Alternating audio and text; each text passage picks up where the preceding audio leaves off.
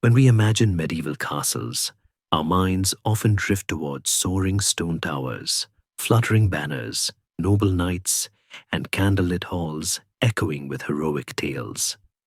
Castles feel clean in memory, almost romantic. But the truth, quietly hidden beneath layers of stone and centuries of legend, is far less glamorous. Medieval castles were not just fortresses of power.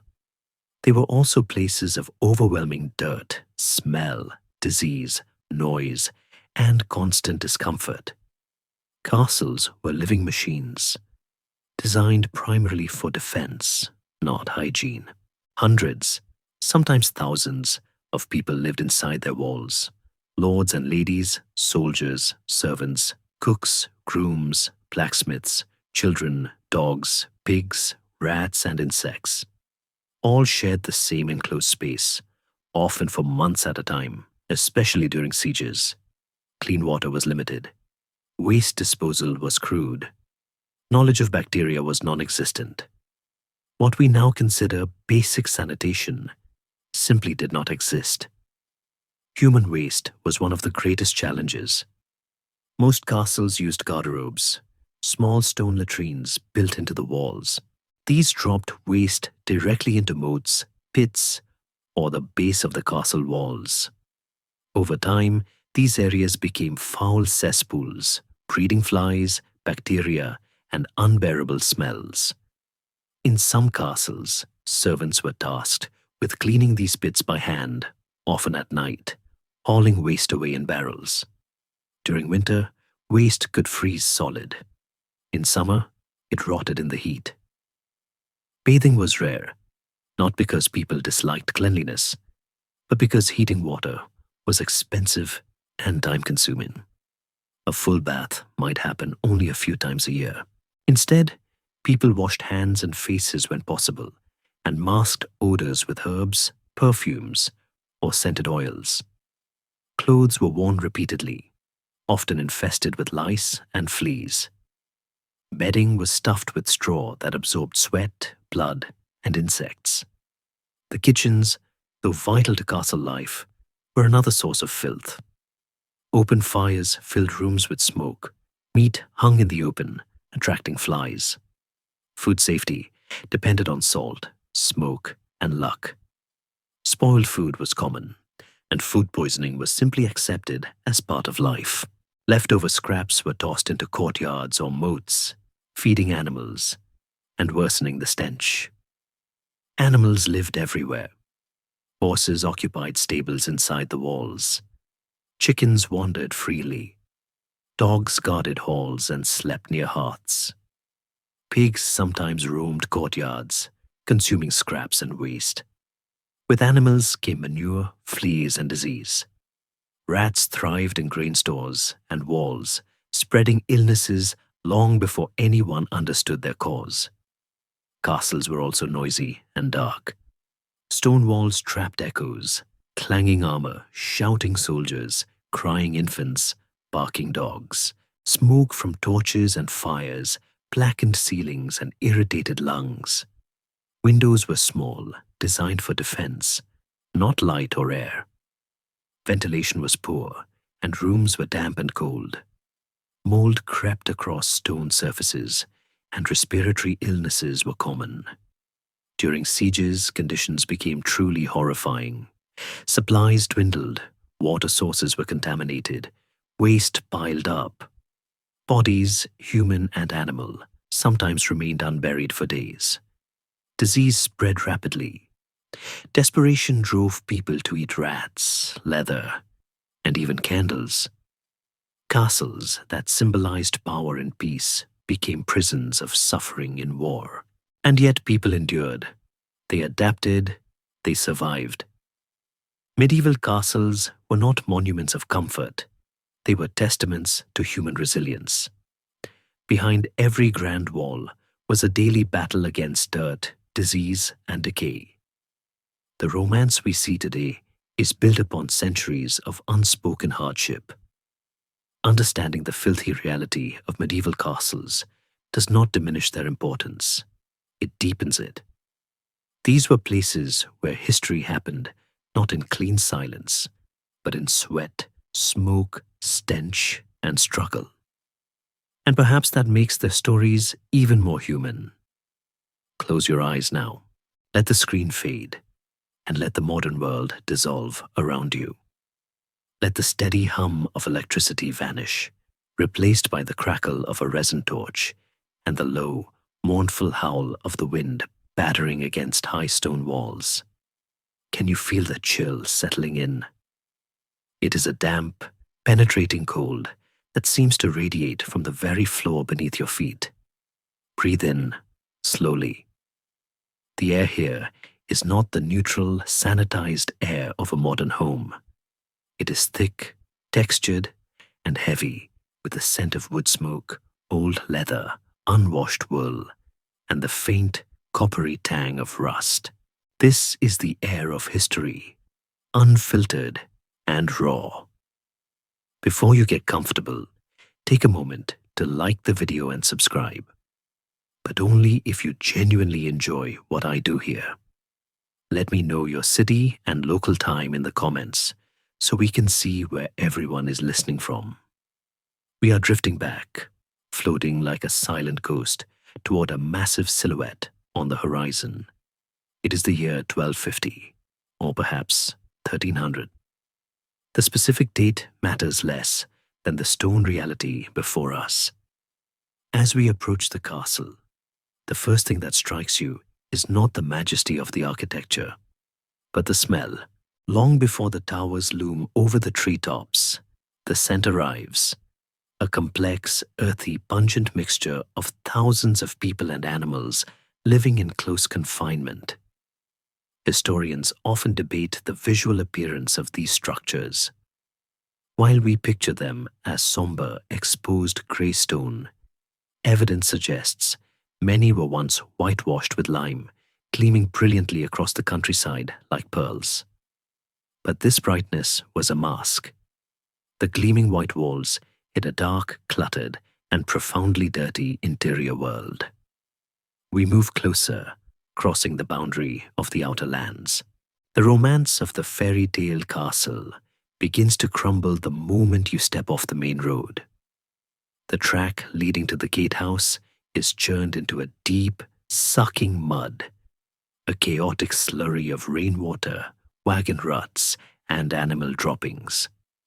There is no pavement here, only earth that remembers every footstep and every hoofbeat. To live in a castle was to live in a permanent state of dampness. The stone acts as a sponge, pulling moisture from the ground and holding it, sweating it out into the grandest chambers and the lowest dungeons alike. You might expect silence, a reverent hush in the presence of nobility, but as we glide through the heavy oak gates, the noise is a physical weight. A castle is not a quiet retreat. It is a fortified factory of war and agriculture compressed into a few acres. The courtyard is a riot of sound, the clang of the armorer's hammer, the squeal of pigs being driven to the kitchen, the shouting of orders, the crying of children.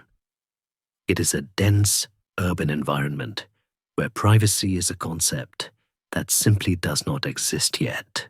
In the medieval mind, solitude was suspicious. Life was lived in the open, shoulder to shoulder, breath against breath. Imagine yourself standing in the bailey, the open ground between the walls. The ground here is treacherous. There are no sewers as we know them. A gutter runs down the center of the muddy path, carrying a slow, dark stream of kitchen slops, stable runoff, and rainwater toward the moat. The moat itself, often romanticized as a shimmering blue ribbon of defense, was frequently a stagnant, brown soup, a convenient dumping ground for everything the castle occupants wished to forget. It didn't just keep enemies out, it kept the stench in. We tend to project our modern desires for cleanliness onto the past, assuming that kings and queens lived in pristine luxury, while the peasants wallowed in muck. But the microbial world does not respect rank.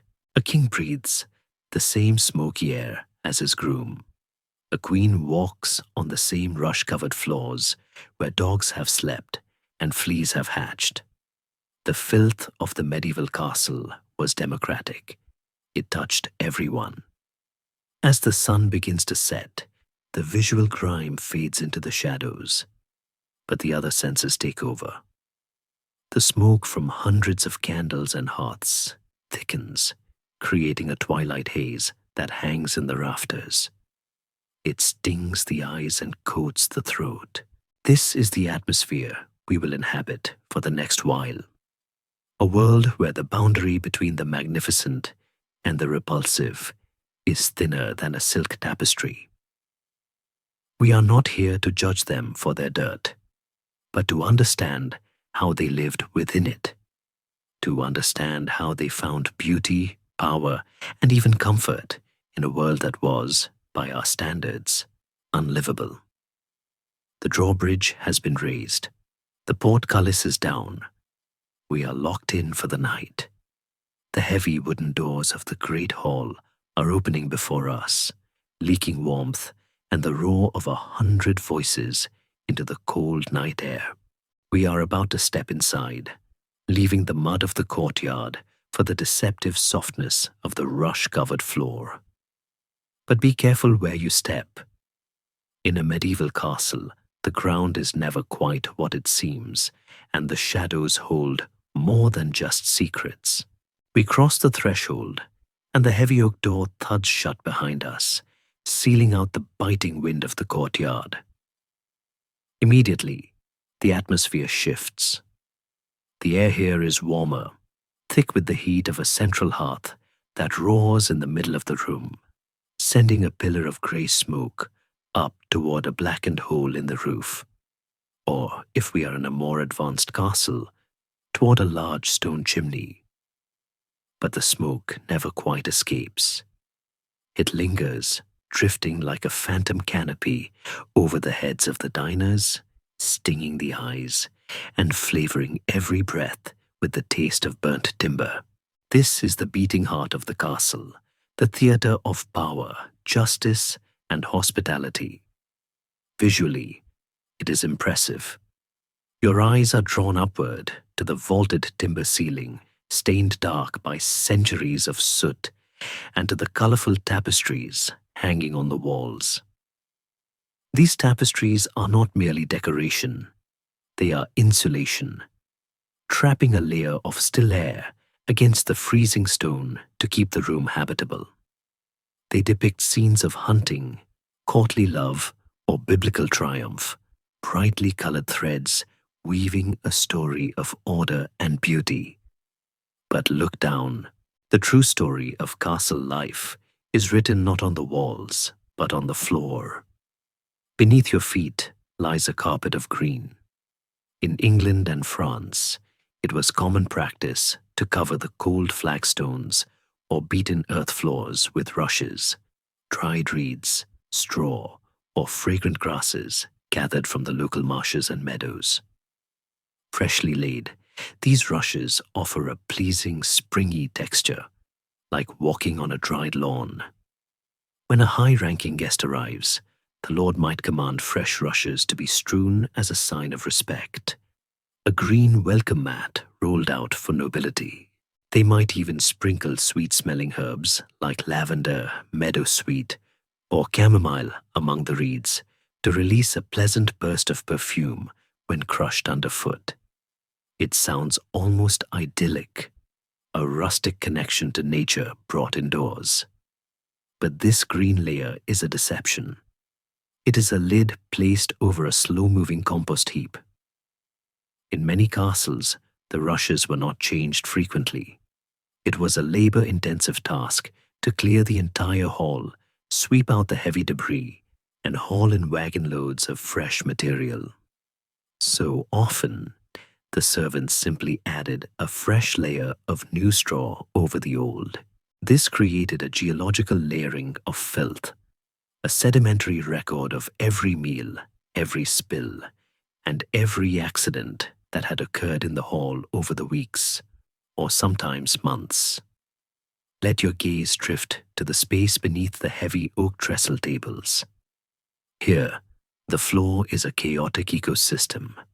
During a feast, manners are robust, while the nobility follow strict codes of etiquette regarding how to hold a cup or cut meat. The disposal of waste is surprisingly casual. Bones gristle, stale crusts of trenchers, bread used as plates, and partially chewed scraps are often tossed directly onto the rushes. It is the job of the castle dogs, great shaggy wolfhounds and sleek greyhounds, to patrol this under-table kingdom.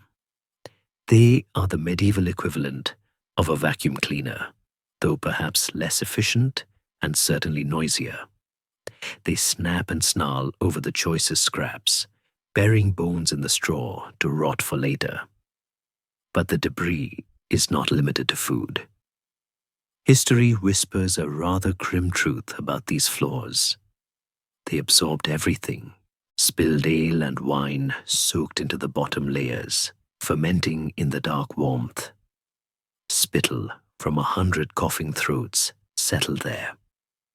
Mud and manure tracked in from the courtyard on the boots of knights and servants mixed with the straw. And inevitably, the waste of the dogs themselves. And sometimes, if the latrines were too far and the wine had flowed too freely, the urine of the guests. The famous scholar Erasmus, writing later in the 16th century, but describing conditions that had held true for hundreds of years, wrote with visible horror about the floors of English halls. He noted that beneath the fresh rushes lay an ancient collection of beer, grease, fragments, bones, spittle, excrement of dogs and cats, and everything that is nasty. He claimed that when the weather changed, a vapor would rise from the floor that was harmful to the human constitution. While Erasmus was known for being a bit of a fastidious complainer, he essentially wrote the first bad Yelp review of English housekeeping. Modern archaeology backs him up. Excavations of castle floors often reveal a compacted layer of organic matter, rich with parasites and small bones, proving that the floor was indeed a living thing. Imagine the smell. As the central fire heats the room, it warms the floor. The damp, organic mixture beneath the rushes begins to gently steam, releasing a scent that is part barnyard, part brewery, and part unwashed kennel. The heavy use of spices in medieval cooking, clove, cinnamon, nutmeg, pepper, was not just a display of wealth. It was a sensory necessity, a way to punch through the ambient aroma of the room so that one could actually taste the food. Yet life in the Great Hall goes on with a vibrant, nonchalant energy. The lord and lady sit at the high table on a raised dais at one end of the room. This elevation serves a dual purpose. It places them above the common gaze, reinforcing their status, but it also lifts them slightly above the drafty, smelly floor. Up there, the rushes are likely changed more often. The air is perhaps a fraction clearer. Down in the main body of the hall, where the soldiers, retainers, and lower servants eat, the connection to the filth is more immediate. It is a world of stark contrasts. A knight might be wearing a tunic of Italian velvet, worth a small fortune, yet the hem of that tunic drags through a mixture of straw and bone that would make a modern health inspector faint. A lady might hold a delicate silver goblet, yet she rests her feet on a bundle of dried grass that hides a colony of beetles. There is no separation between the high culture of the court and the base reality of the earth. They exist in the same space, literally layered on top of one another. We watch a servant moving through the crowd, carrying a heavy pitcher of wine. He wears shoes of soft leather, turning up at the toes. He moves with a practiced shuffle, keeping his feet flat to avoid tripping on the uneven, matted clumps of old straw. If he spills a drop, no one rushes with a cloth. It simply falls, feeding the floor. The floor is thirsty.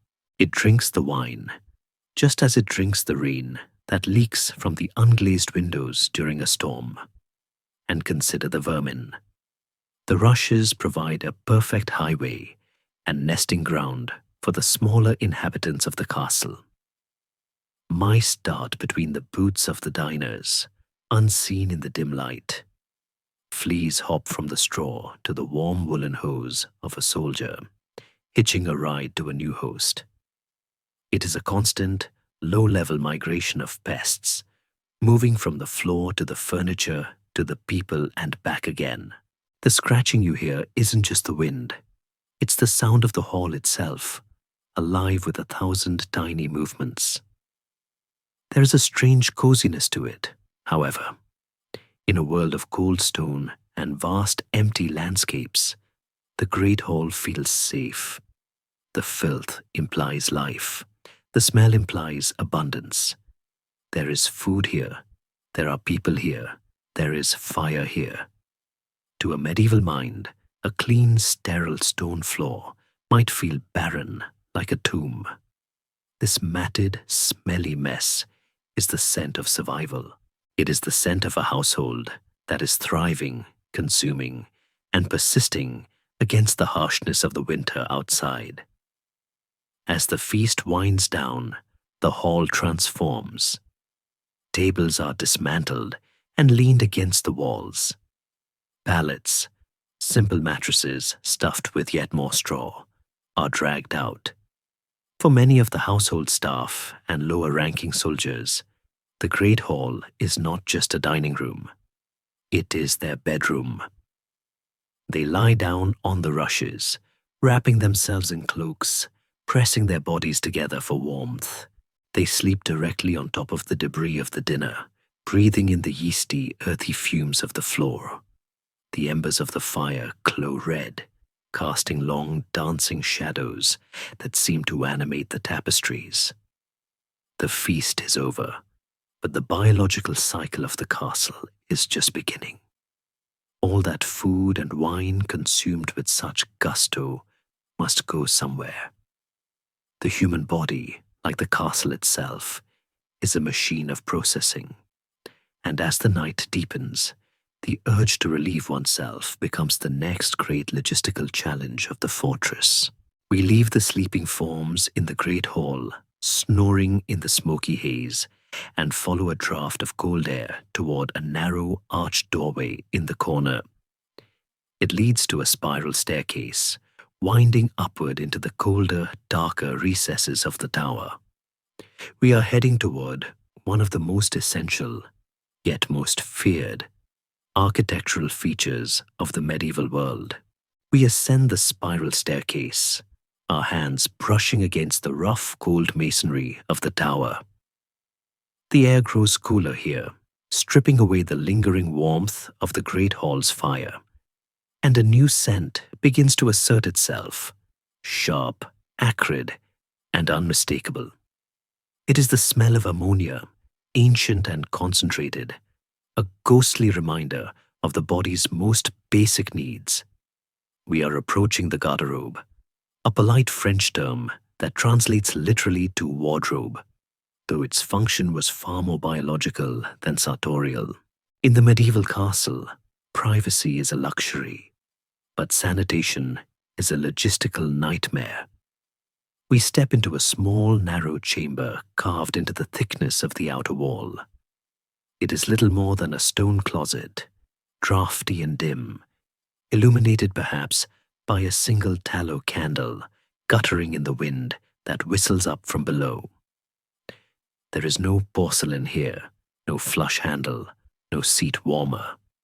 There is only a wooden bench with a hole cut into it, or in more austere fortresses, a simple slab of stone with a circular aperture opening directly over the abyss. Sit with this image for a moment, To use the facilities in a medieval castle is to expose oneself to the elements in the most vulnerable way possible. Because these chutes emptied directly outside the castle walls, they acted as wind tunnels. On a stormy winter night, with a gale howling from the north, the updraft in a garderobe would have been nothing short of punishing. A freezing blast of air shooting up the shaft, carrying with it the spray of rain and the stench of the pit below. It brings a whole new meaning to the concept of a refreshing breeze. Historians often note that the design of the garderobe was a delicate balance between gravity and defense. The shaft had to be wide enough to allow waste to fall freely, yet narrow enough to prevent an ambitious enemy soldier from climbing up it. A tactic that was, shockingly, attempted more than once in history, proving that glory truly knows no bounds. But why call it a wardrobe? Look around the small, smelly chamber. You might see hooks driven into the stone walls, or a wooden pole suspended above head height, draped with heavy woolen cloaks, tunics, and furs. This was not a mistake, nor was it simple clutter. It was a primitive form of dry cleaning. The medieval understanding of chemistry was intuitive rather than scientific. They knew that the sharp, eye-watering ammonia fumes rising from the latrine shaft acted as a potent fumigant. By hanging their expensive clothes in the toilet, noblemen could kill the fleas, moths, and lice that infested the fabric. It was a trade-off. Walk around smelling slightly of a privy, or be eaten alive by parasites. Most chose the smell. It was the scent of a clean, pest-free garment, a peculiar medieval perfume that signaled hygiene through the very odor of waste. We peer cautiously down the hole. It is a long, dark drop. In some castles, the waste fell directly into the moat, adding a toxic component to the defensive water barrier. A moat was rarely the crystal-clear mirror of water we see in movies. It was often a slow-moving, sludge-filled ring of sewage that encircled the lord's home.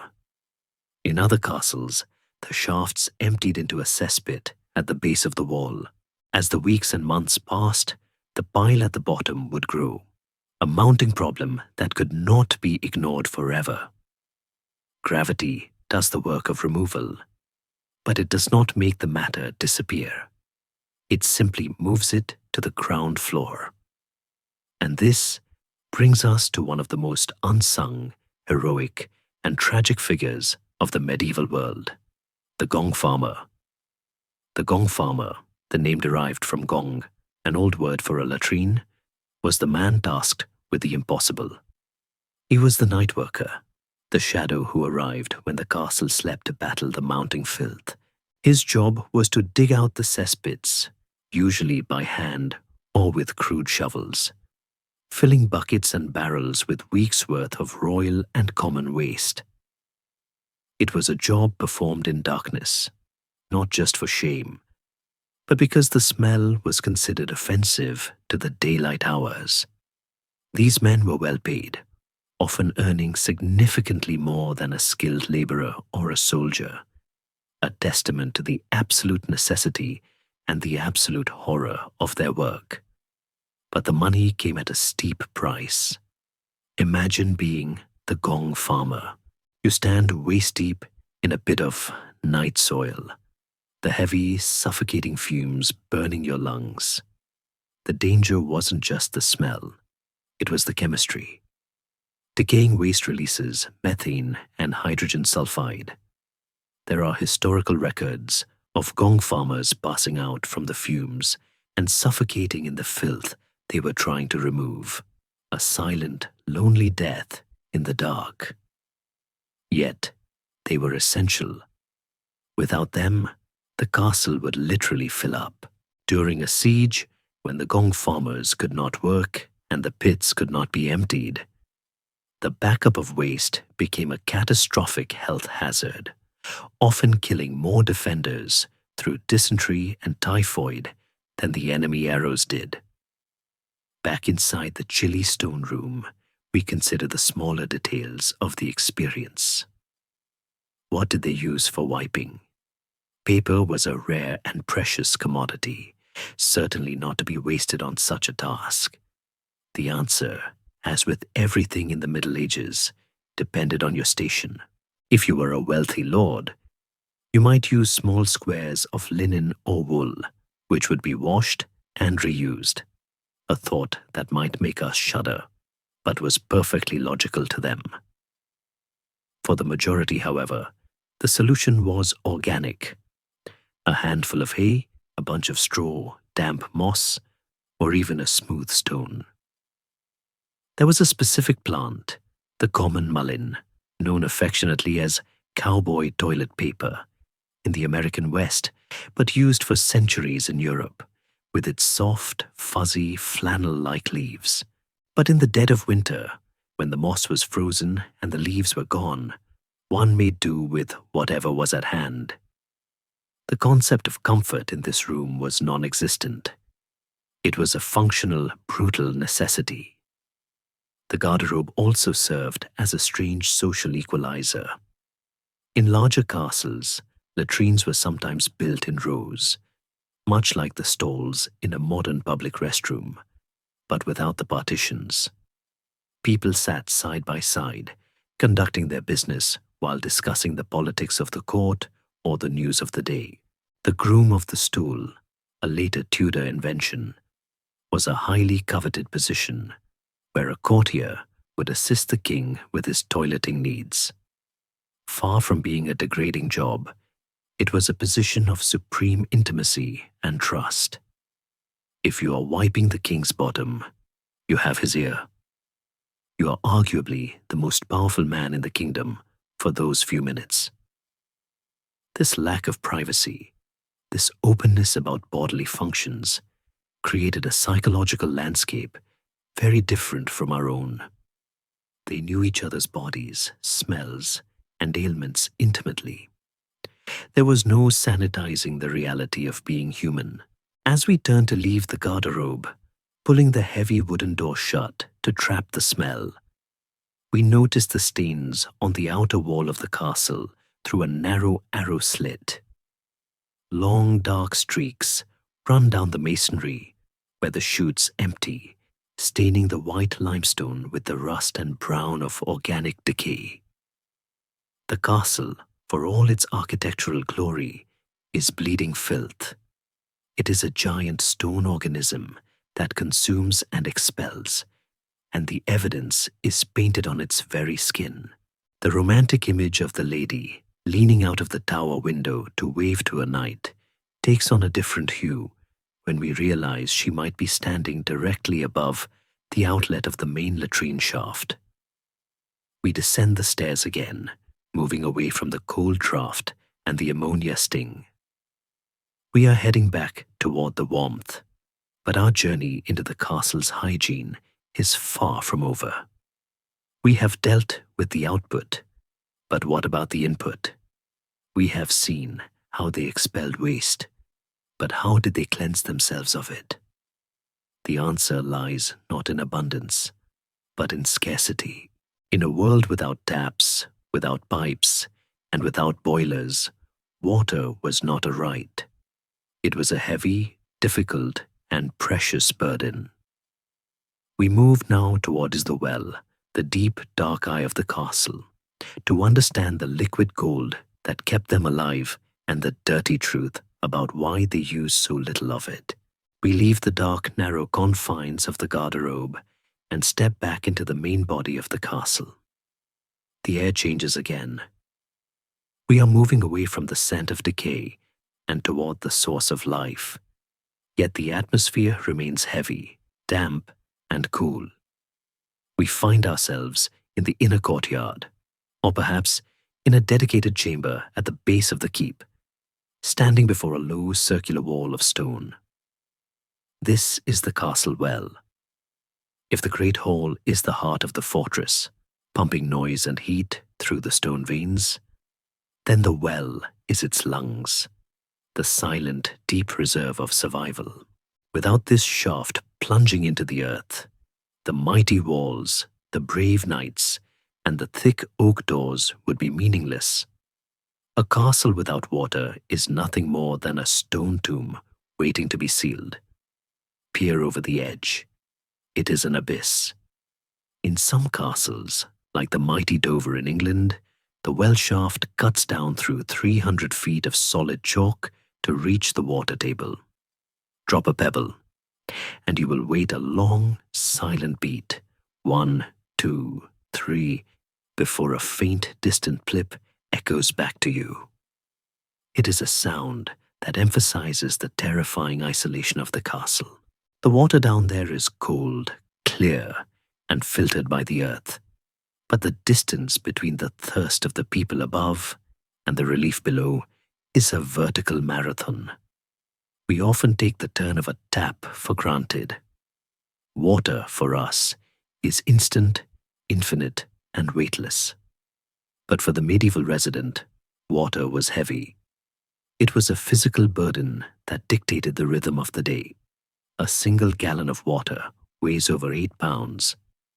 A standard wooden bucket, reinforced with iron bands, might hold 3 or 4 gallons. That is 30 pounds of dead weight. Now imagine hauling that weight up 300 feet, hand over hand, on a rough hemp rope that burns the palms. Or, in larger castles, walking endlessly inside a great wooden treadwheel, like a hamster in a cage, using your body weight to turn the axle that winds the heavy chain. The groaning of the well wheel was the background music of the castle morning, a rhythmic creaking that signaled the start of the daily struggle against gravity. Because water was so difficult to obtain, it was strictly rationed. It was liquid gold. You did not waste it. You certainly did not use it casually to wash the stone floors or flush the drains. And most importantly for our understanding of medieval hygiene, you rarely used it to wash your entire body. The reluctance to bathe was not necessarily born of a fear of water itself, nor purely from religious asceticism. Though those factors existed, it was largely a matter of physics and economics. To fill a bathtub, assuming you even had one big enough, requires 30 or 40 gallons of water. That represents dozens of trips up and down the well shaft, hours of back-breaking labor, and then the additional massive cost of firewood to heat it.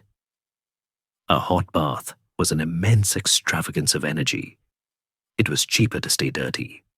So, the castle dweller lived in a state of managed friction. They washed the parts that showed. The hands and the face were rinsed daily, often in a communal basin near the door of the great hall.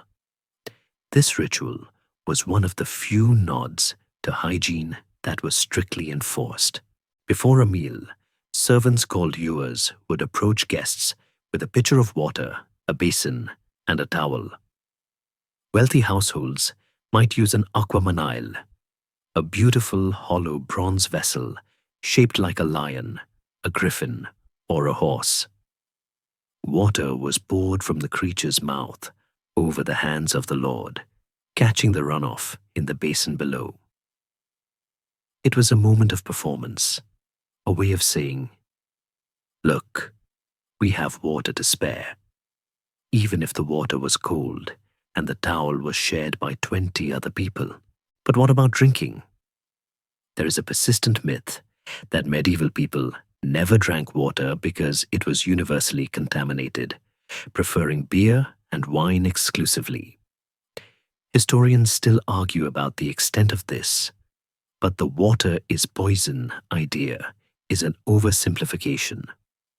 People did drink water, especially the poor, and especially from deep castle wells, which were generally safer than river water.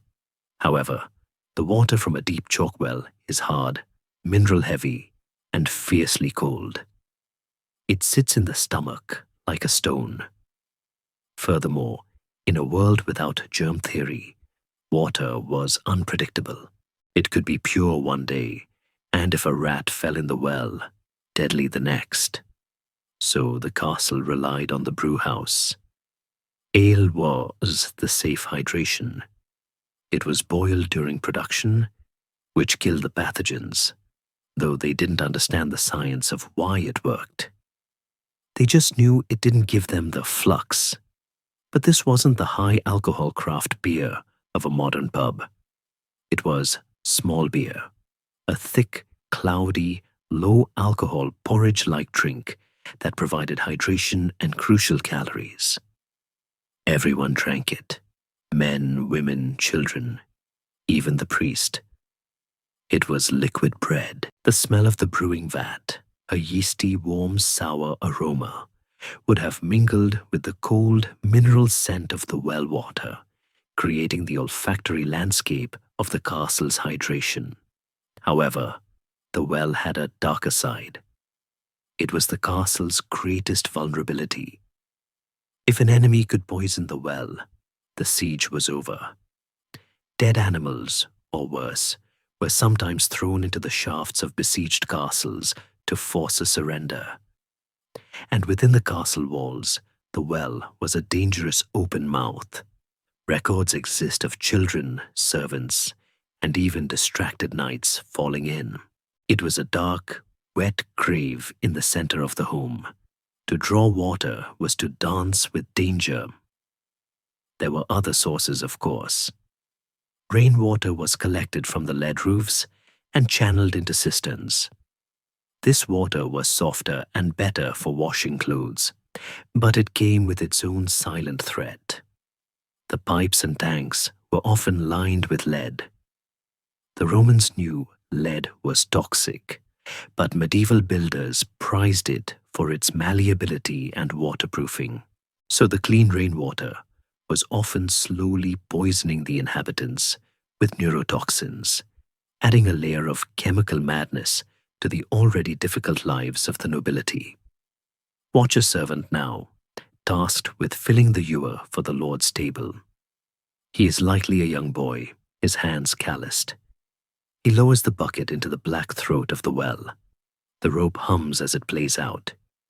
He waits for the splash, far below, a sound that echoes like a whisper from the underworld. Then, the haul begins. His muscles strain, his breath huffs in the cold air. He pulls up the weight of the water, bucket by bucket. He transfers it to a wooden stoop, then carries it, sloshing, heavy, wet against his legs, up the spiral stairs. The stairs are slick with moss and spilled water. One slip means a broken bone and a lost load. He reaches the solar, the private living quarters, sweating despite the chill. He pours the water into a basin. This precious liquid, earned with such effort, will be used to wash the Lord's face. Just the face. The servant watches as the clear water turns grey with the soot and grease of the noble visage. And then, the water is tossed out the window or into a drain. The labor of an hour is consumed in a minute.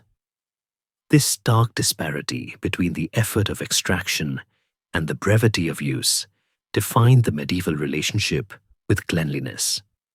You simply couldn't afford to be clean in the way we are today. The cost was calculated in human sweat. There is a quiet beauty in the well chamber, though. Away from the noise of the great hall and the stench of the stable, the well is peaceful. The water reflects the small circle of sky far above, a tiny blue coin of hope. It is the most permanent part of the castle. Towers crumble, timber burns, and tapestries rot, but the well remains. If you visit a ruined castle today, the well is often still there, deep and waiting. If you listen closely, you can almost hear the ghost of the bucket hitting the water, the echo of the most essential heavy task of the medieval day. But sometimes, on rare occasions, the order was given. The physics would be damned, the firewood would be burned, the servants would be mobilized. The lord or lady demanded a full bath. It was not a daily routine, nor even a weekly one. It was an event, a ceremony, a logistical mountain to be climbed. And as we leave the cold, echoing silence of the well and move towards the private chambers, we prepare to witness the complex, communal, and surprisingly public ritual of the medieval bath, a rare island of warmth in a sea of cold stone. The decision is made. The order has been given. Today, the Lord will bathe. The proclamation sets off a flurry of activity that ripples through the castle like a shockwave. We leave the cold, echoing well chamber and ascend to the solar, the private upper room sanctuary of the noble family. This is one of the few rooms in the castle with a wooden floor rather than stone, and perhaps a window that has glass rather than just a shutter. It is the warmest room, but today it must be warmer still.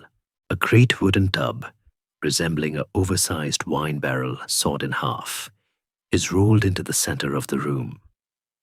It is a cumbersome object, heavy and awkward, smelling of damp oak and iron hoops. It is not a permanent fixture. Like everything else in the medieval home, it is mobile, designed to be packed up and moved when the court travels. The preparation is a ritual of comfort designed to mask the splintery reality of the equipment. A servant shakes out a large white linen sheet, a bathing sheet, and drapes it carefully inside the tub. This is crucial. No lord wants to catch a splinter in his backside while soaking, nor does he want his skin to touch the slimy, water-darkened wood that has sat in storage for months.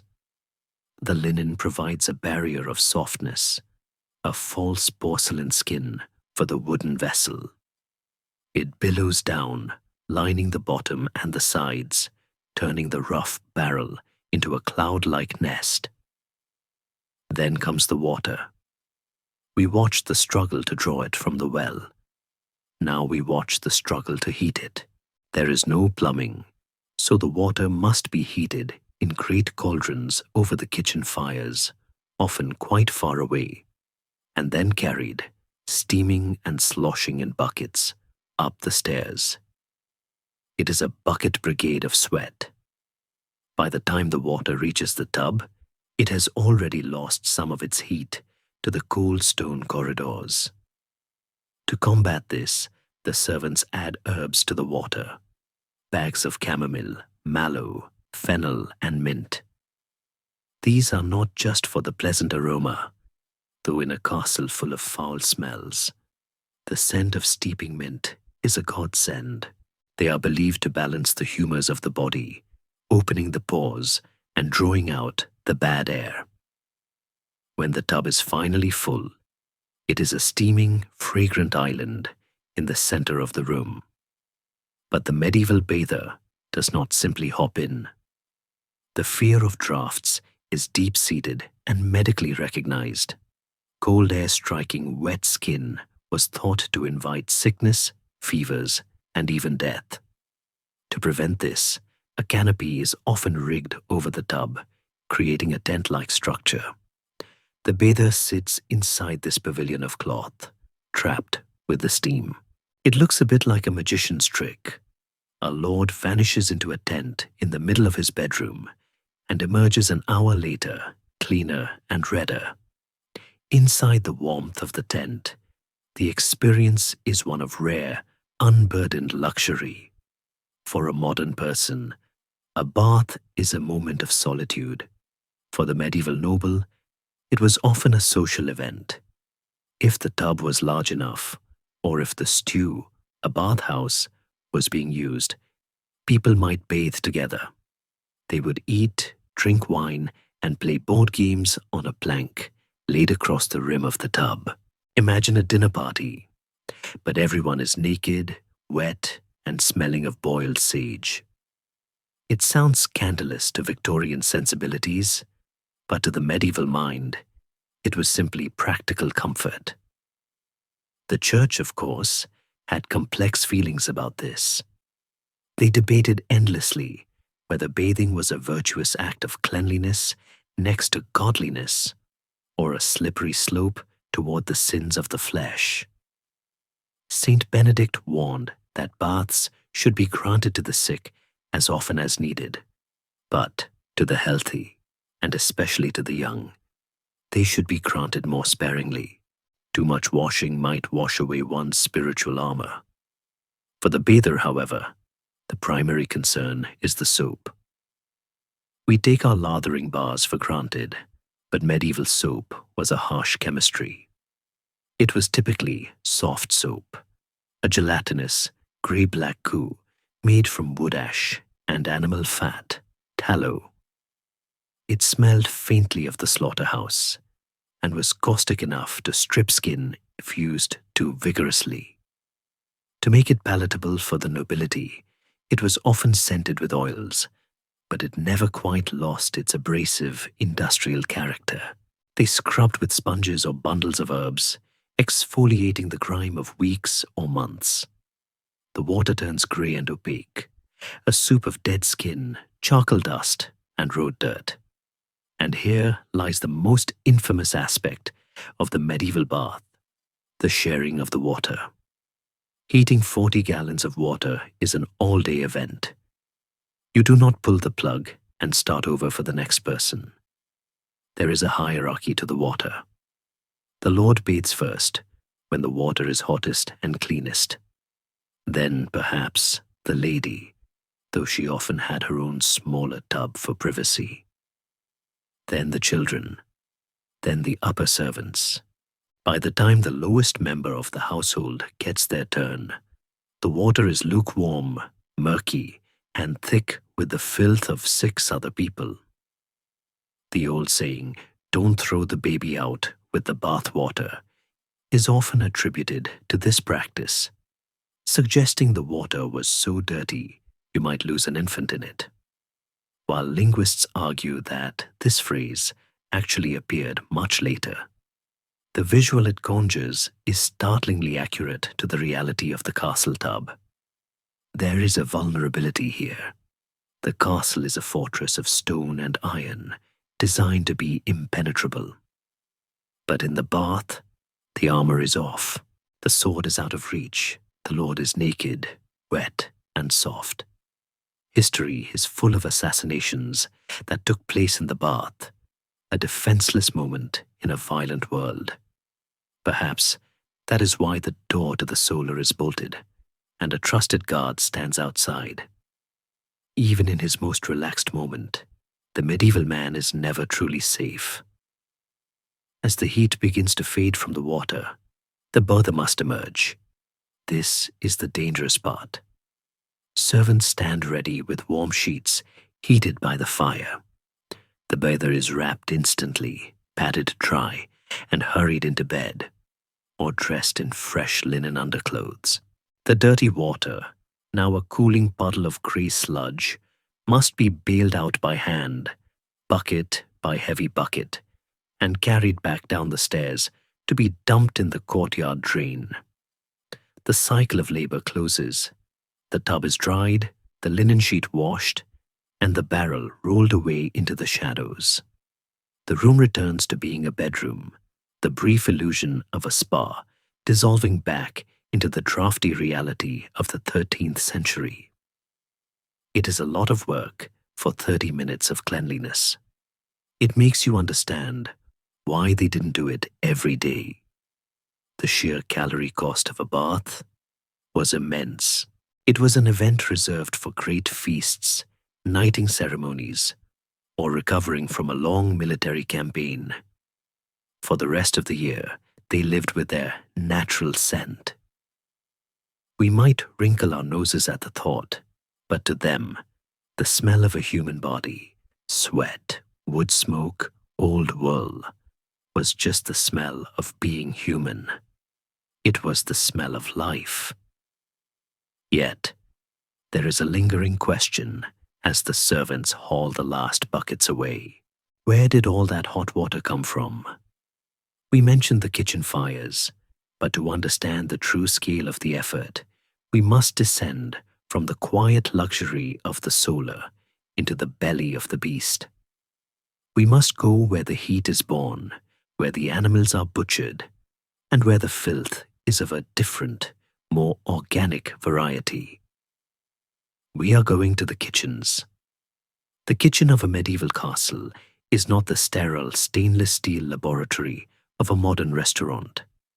It is a cavernous, smoke-filled industrial zone, a place of fire and blood that runs 24 hours a day.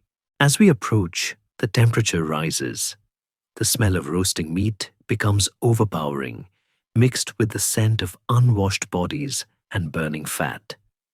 This is the engine room of the castle, and it is here that we will find the true gritty texture of daily survival. Close your eyes and listen. You can hear the roar of the fires, not small hearths, but great walk-in fireplaces large enough to roast a whole ox. You hear the chopping of cleavers against wood, the shouting of the head cook, the clattering of iron pots. We are about to step into the smoke, into a world where hygiene is a constant battle against rot, and where the food that graces the king's table begins its journey in the mud and the blood of the scullery. We descend from the private solar, leaving behind the lingering scent of wet linen and cooling herbs. We follow the heat. In a medieval castle, temperature is a compass. The colder you get, the further you are from civilization, and the hotter you get, the closer you are to the engine that keeps it all running. We cross a courtyard, perhaps stepping through a puddle of greasy rainwater, and approach a separate, massive stone structure. This separation is intentional. Fire was the great terror of the medieval world. If the kitchen goes up in flames, the Lord wants to ensure his tapestries and his family do not go with it. Push open the heavy timber door. The first thing that hits you is not the smell, but the wall of sound and temperature. You have walked into a blast furnace. The kitchen of a great castle, like Hampton Court or Windsor in their earlier days, is a cathedral of combustion. The ceiling is high, vaulted, and lost in a permanent twilight of swirling grey smoke. There are no extractor fans here, no stainless steel vents humming quietly.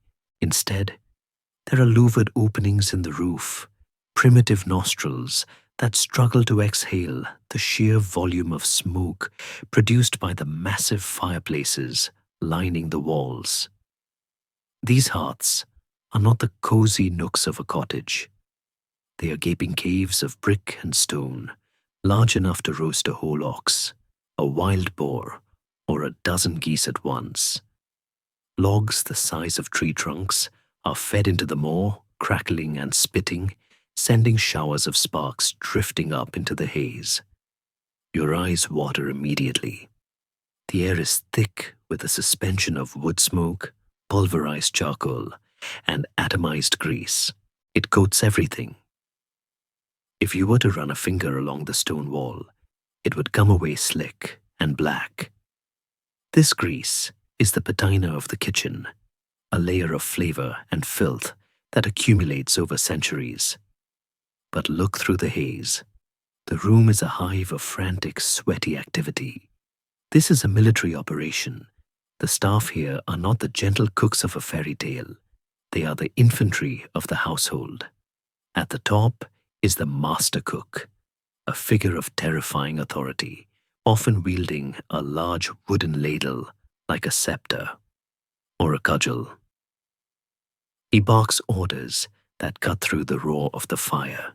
Below him is a hierarchy as rigid as the knighthood. The sauces, the bakers, the butchers, and at the very bottom, the scullions and the gallopins. These are the children of the kitchen, the lowest of the low. Focus on a young boy in the corner. near the hottest fire. He is the turnspit. His job is brutally simple and simply brutal.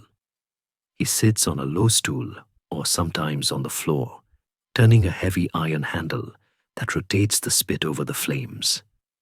He must keep the meat moving constantly, or it will burn on one side and remain raw on the other.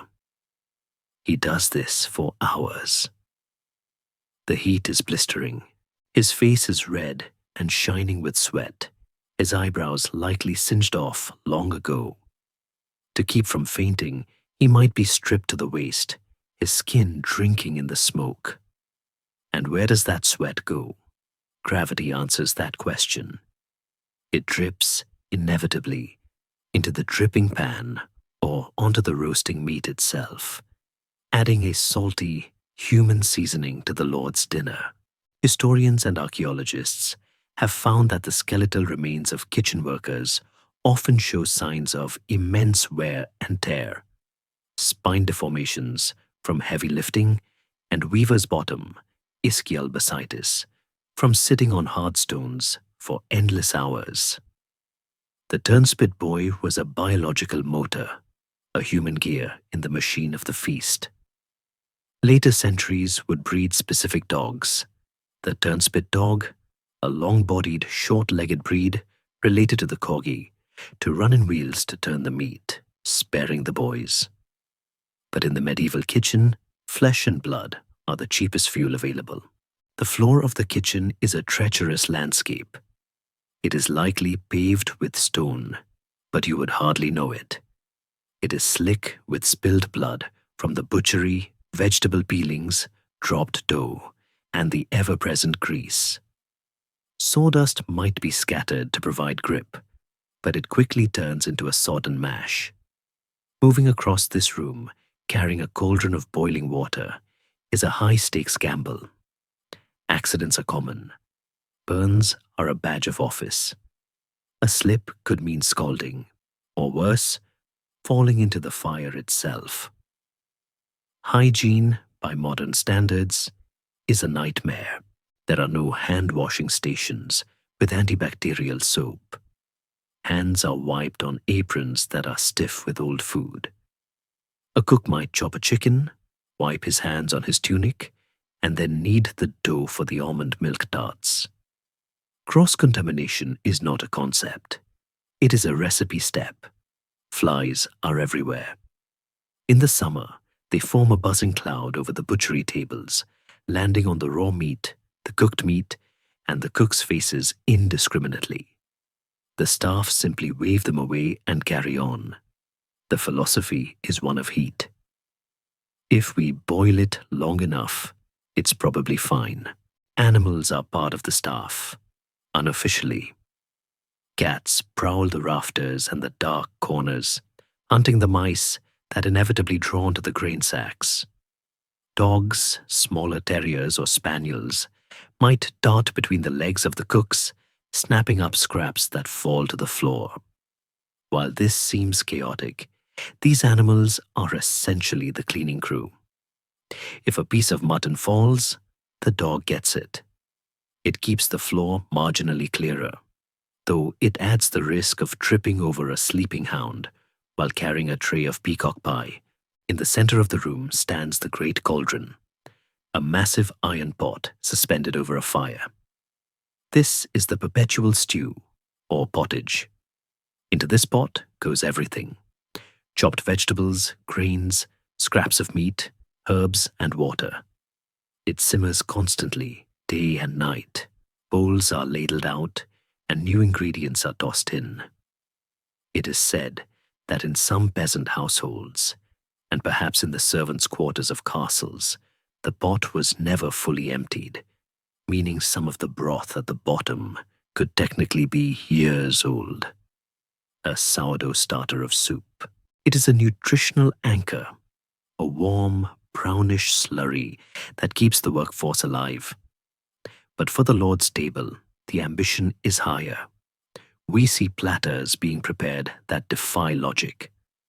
A cockatrice, for example, a beast made by sewing the front half of a pig to the back half of a turkey, or capon, stuffed, roasted, and gilded with gold leaf. It is a Frankenstein's monster of gastronomy, designed to shock and delight the guests. The kitchen is not just preparing food, it is manufacturing spectacle. But to create these wonders, the cooks work in an environment that is physically punishing. They are artists working in a coal mine.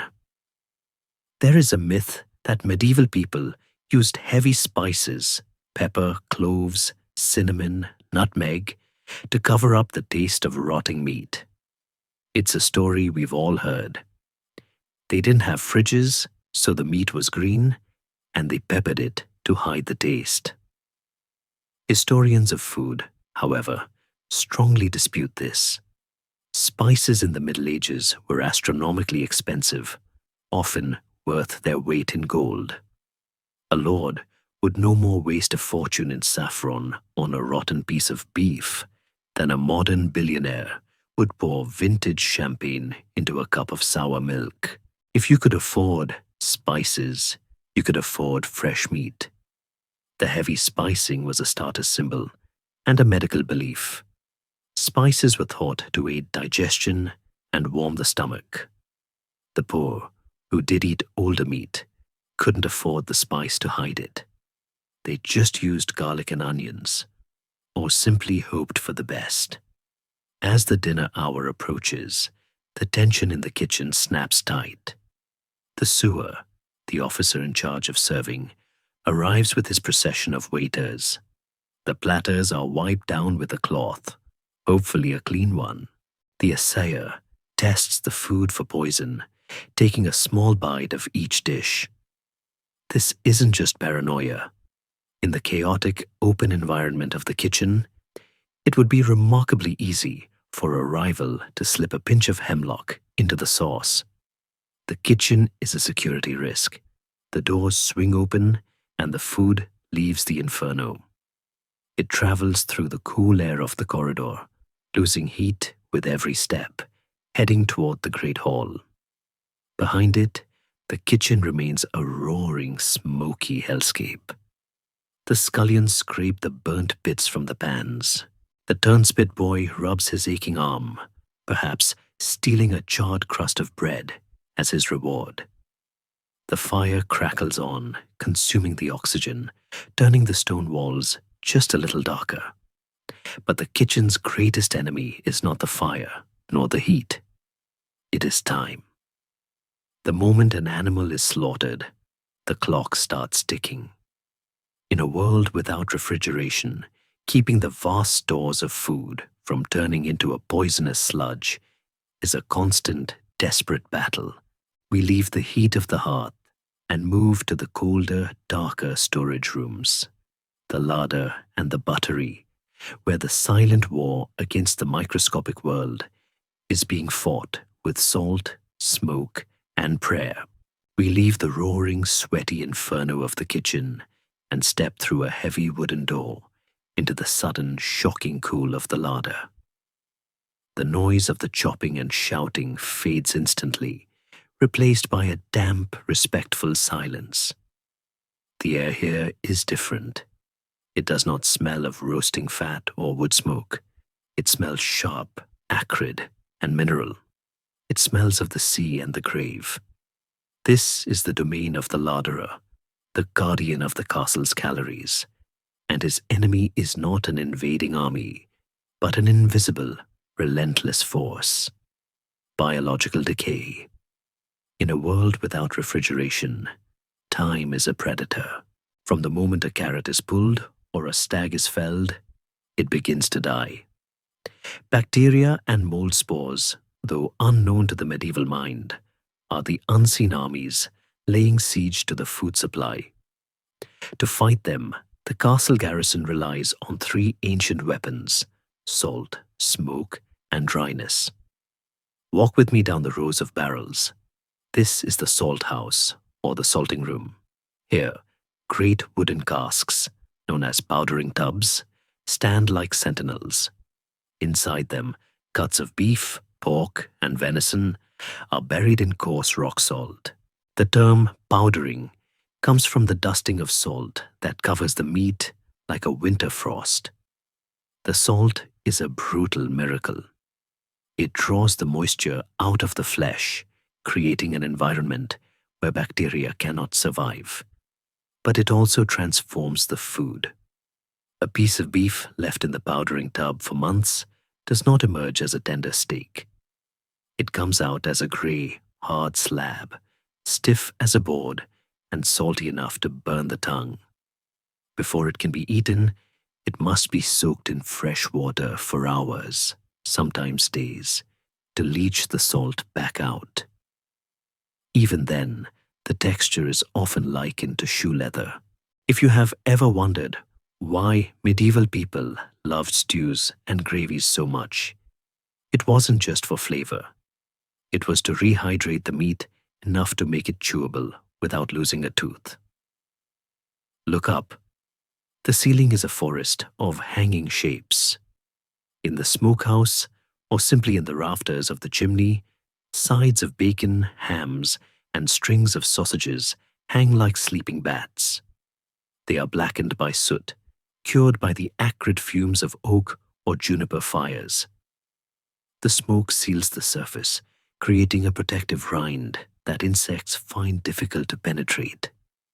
But it also means that everything tastes of fire.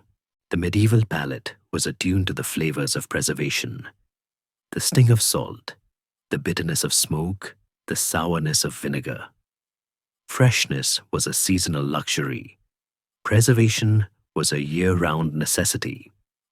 On the shelves, we see the stockfish, dried cod or ling, beaten flat and hard as a shingle. These fish are so dry, they can be stacked like firewood and kept for years. To eat them, you have to beat them with a hammer and boil them for hours. They were the staple of Lent, the long days of religious fasting when meat was forbidden. A castle might store thousands of these stiff, fishy planks, a grim reserve against starvation. Then there is the bread. In the pantry, from the French pain, meaning bread, we find loaves stacked in wooden bins. But this is not the soft, sliced white bread of a supermarket. The best bread, the manchet, is white and fine, reserved for the high table. But the lower you go in rank, the darker and harder the bread becomes, mixed with rye, barley, or even ground peas. And then there are the trenchers. These are large, flat loaves of coarse bread, baked days in advance and allowed to go stale. Why? Because they are the plates. At a medieval feast, you do not eat off porcelain or glass. You eat off a trencher. The stale bread acts as an edible placemat, absorbing the grease, gravy, and blood from the meat piled on top of it. It holds its shape, soaking up the flavors of the meal.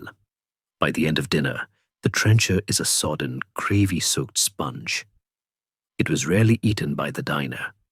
Instead, these juice-heavy crusts were gathered up in baskets as alms dishes and distributed to the poor waiting at the castle gates, or thrown to the dogs. It was an early edible form of disposable tableware, a recycling system where the plate eventually fed the hungry. But even in the cool of the larder, the war is never fully won. Weevils burrow into the flour barrels, moths lay eggs in the dried peas, and the mold, it is everywhere. It blooms on the cheese, creeps across the bread, and fuzzes the surface of the jam. The medieval solution was pragmatic. Cut it off. You take a knife, slice away the green and blue parts, and eat the rest. Food was far too precious to throw away because of a few spots. They had iron stomachs, conditioned by a lifetime of exposure to mild toxins that would likely send a modern person to the emergency room. Next door is the buttery. Despite the name, this room has nothing to do with butter. It is the storage place for the butts, the large barrels of ale and wine. The smell here is heavy with yeast and the sharp tang of vinegar. Wine imported at great cost from France or the Rhineland was unstable. Once a barrel was opened, the air began to turn it to vinegar. To combat this, they drank it young or spiced it heavily to create hippocras, a warm, sugary wine infusion that could mask the souring notes of oxidation. The butler from Bouteiller, the bottle bearer, was the officer in charge here, and his role was crucial. A castle that ran out of ale was a castle on the brink of riot. The floor of these storage rooms is a battleground of traps and poisons. Cats are encouraged here, but not as pets. They are working staff, silent killers, patrolling the sacks for rats and mice. A good mouser was worth its weight in grain. You might see bundles of toxic herbs like hellebore or hemlock tucked into corners to discourage vermin. A dangerous game of chemical warfare played right next to the food supply. There is a scholarly debate about the autumn slaughter or Martinmas beef.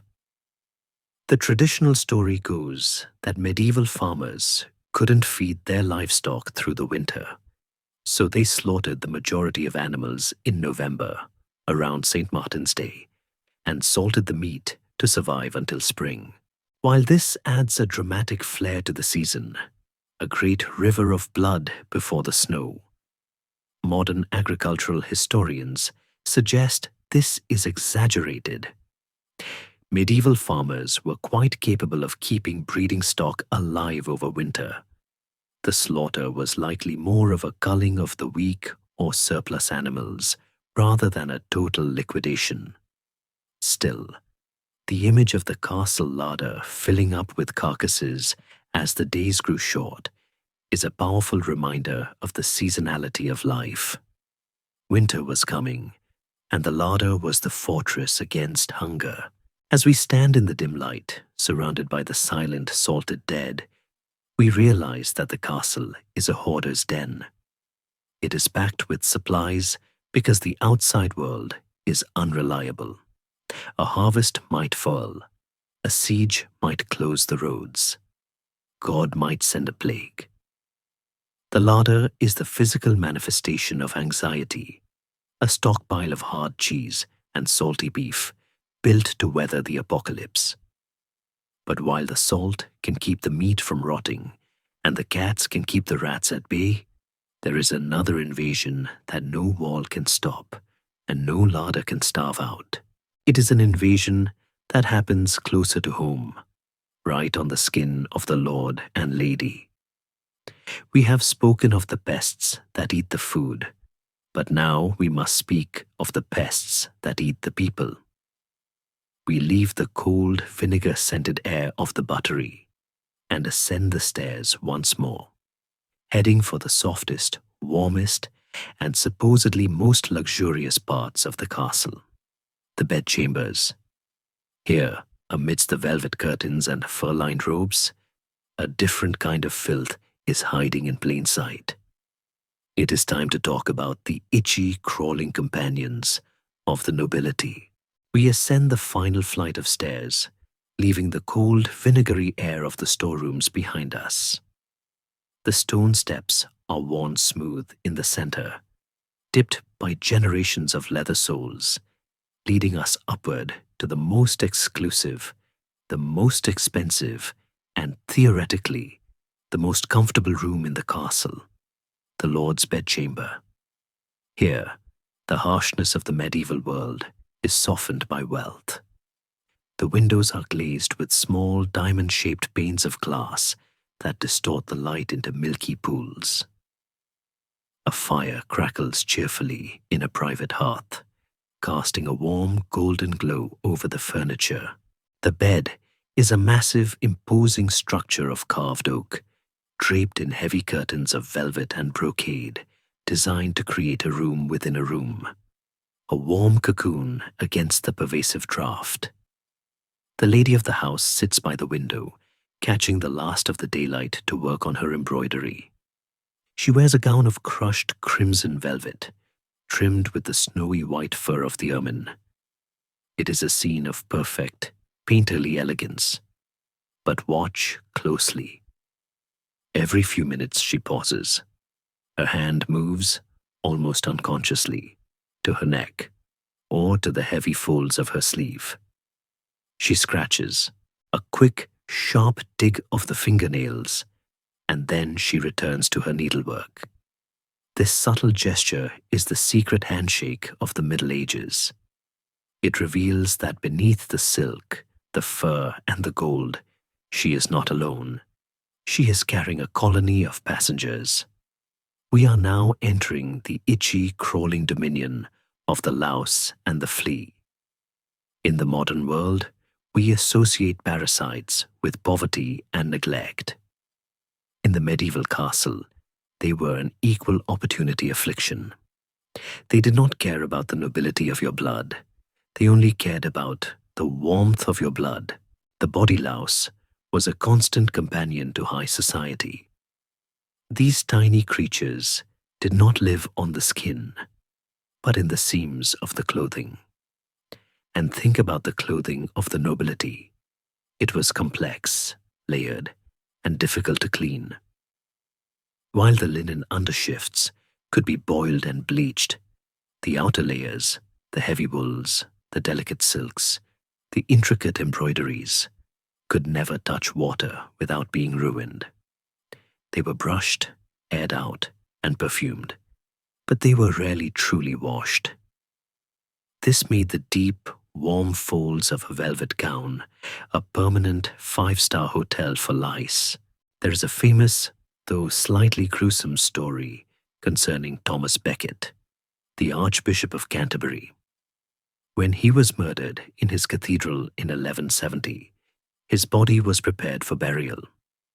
As the monks stripped away his outer vestments, they discovered he was wearing a hair shirt, a rough, scratchy garment worn as a penance next to the skin. But the hair shirt was alive. Chronicles from the time describe the lice boiling over, like water in a simmering cauldron, as the body cooled and the parasites sought warmth elsewhere. It was a shocking revelation of the secret suffering he had endured, but it was also a stark reminder that even the holiest and highest men of the land were walking ecosystems. Fleas were the other great torment. Unlike lice, which cling to the host, fleas are mobile hunters. They lived in the rushes of the floor. Remember the living floor of the great hall? In the cracks of the oak furniture, and most distressingly, in the bed. The grand 4-poster bed, with its heavy curtains drawn tight to keep in the heat, also kept in the bugs. The mattress was usually a sack filled with straw or, for the very wealthy, goose feathers. But feathers and straw are organic materials that decay and attract mites and fleas. Sleep tight, don't let the bedbugs bite, is a phrase often associated with this era, referring to the ropes used to tighten the mattress suspension, though the linguistic origin is debated. The sentiment, however, was painfully real. Sleeping was a contact sport. The nobility tried to fight back, of course. We see evidence of this battle in the beautiful, sad artifacts they left behind. Museums are full of medieval combs, intricate, double-sided objects made of ivory, bone, or boxwood. One side has wide teeth for detangling, but the other side has teeth cut so impossibly fine that they can trap a louse or a gnat. These were not just for styling. They were tools of extraction. Combing hair was a daily, lengthy ritual, often performed by a servant or a close friend. It was a bonding activity, a primitive form of social grooming. Picture the intimacy of the solar. A knight resting his head in his lady's lap, while she methodically combs through his hair, cracking the knits between her fingernails. It was a gesture of care in a world where everyone itched. There were also flea traps, small hollow pendants made of ivory or gold, worn around the neck or suspended from a belt. Inside, a small piece of cloth, soaked in blood, honey, or resin, was placed to attract the fleas, acting as a decoy. The idea was that the flea would jump into the trap instead of biting the neck. Whether they actually worked is a matter of debate, but their existence proves the desperation. Fashion even adapted to the pests. In the later medieval and Renaissance periods, women wore zibellini or flea furs, the pelts of small animals like martens or ermines, complete with gold-jeweled heads draped over their shoulders. The folklore belief was that the fleas would smell the animal fur and jump onto the pelt, preferring the beast to the human. In reality, the dead pelt probably just attracted more fleas, but it shows how the presence of pests influenced the very silhouette of high fashion. Then there was the smell of the cure. To ward off the bugs, chests of clothes were packed with strong-smelling herbs: wormwood, tansy, rue, and lavender. The medieval wardrobe didn't smell of fresh linen detergent. It smelled of a pungent, bitter apothecary shop. This herbal barrier was the only line of defense against the slow destruction of expensive fabrics. If you look at old tapestries or preserved garments, you will often see tiny holes the moth fret. The physical heritage of the Middle Ages is literally eaten away by the insects that lived alongside the people. But perhaps the most psychological impact was the normalization of the itch. It was a shared human experience. A king might command armies, but he could not command the flea on his ankle to stop biting. In courtly love poetry, the flea is sometimes treated with a strange, erotic humor, a tiny creature that has the privilege of touching the skin of the beloved where the lover cannot. The poet John Donne, writing later but in this same tradition, envied the flea that had bitten his mistress. It was a way of coping, turning a source of constant irritation into art. Yet, despite the lice and the fleas, the bedchamber remains a sanctuary. The fire is warm. The heavy curtains muffle the sounds of the castle. The lord and lady climb into the high bed, sinking into the feather mattress. They pull the furs up to their chins. For a moment, the cold stone world is held at bay. They are the masters of the castle, the rulers of the land. But as the candle flickers out, they feel a tiny movement against their leg, a familiar prick. They sigh, scratch, and drift off to sleep. The itch is just another part of the texture of life, like the cold, the smoke, and the bells. We leave them to their restless rest. We have seen the intimate, hidden filth of the bedroom. But to understand the true scale of the castle's mess, we must zoom out. We must leave the private chambers and step back out into the open air, into the zone where the castle does its work. We are heading back down to the ground level, to the place where the animals, the industry, and the weather collide. We are going to the courtyard.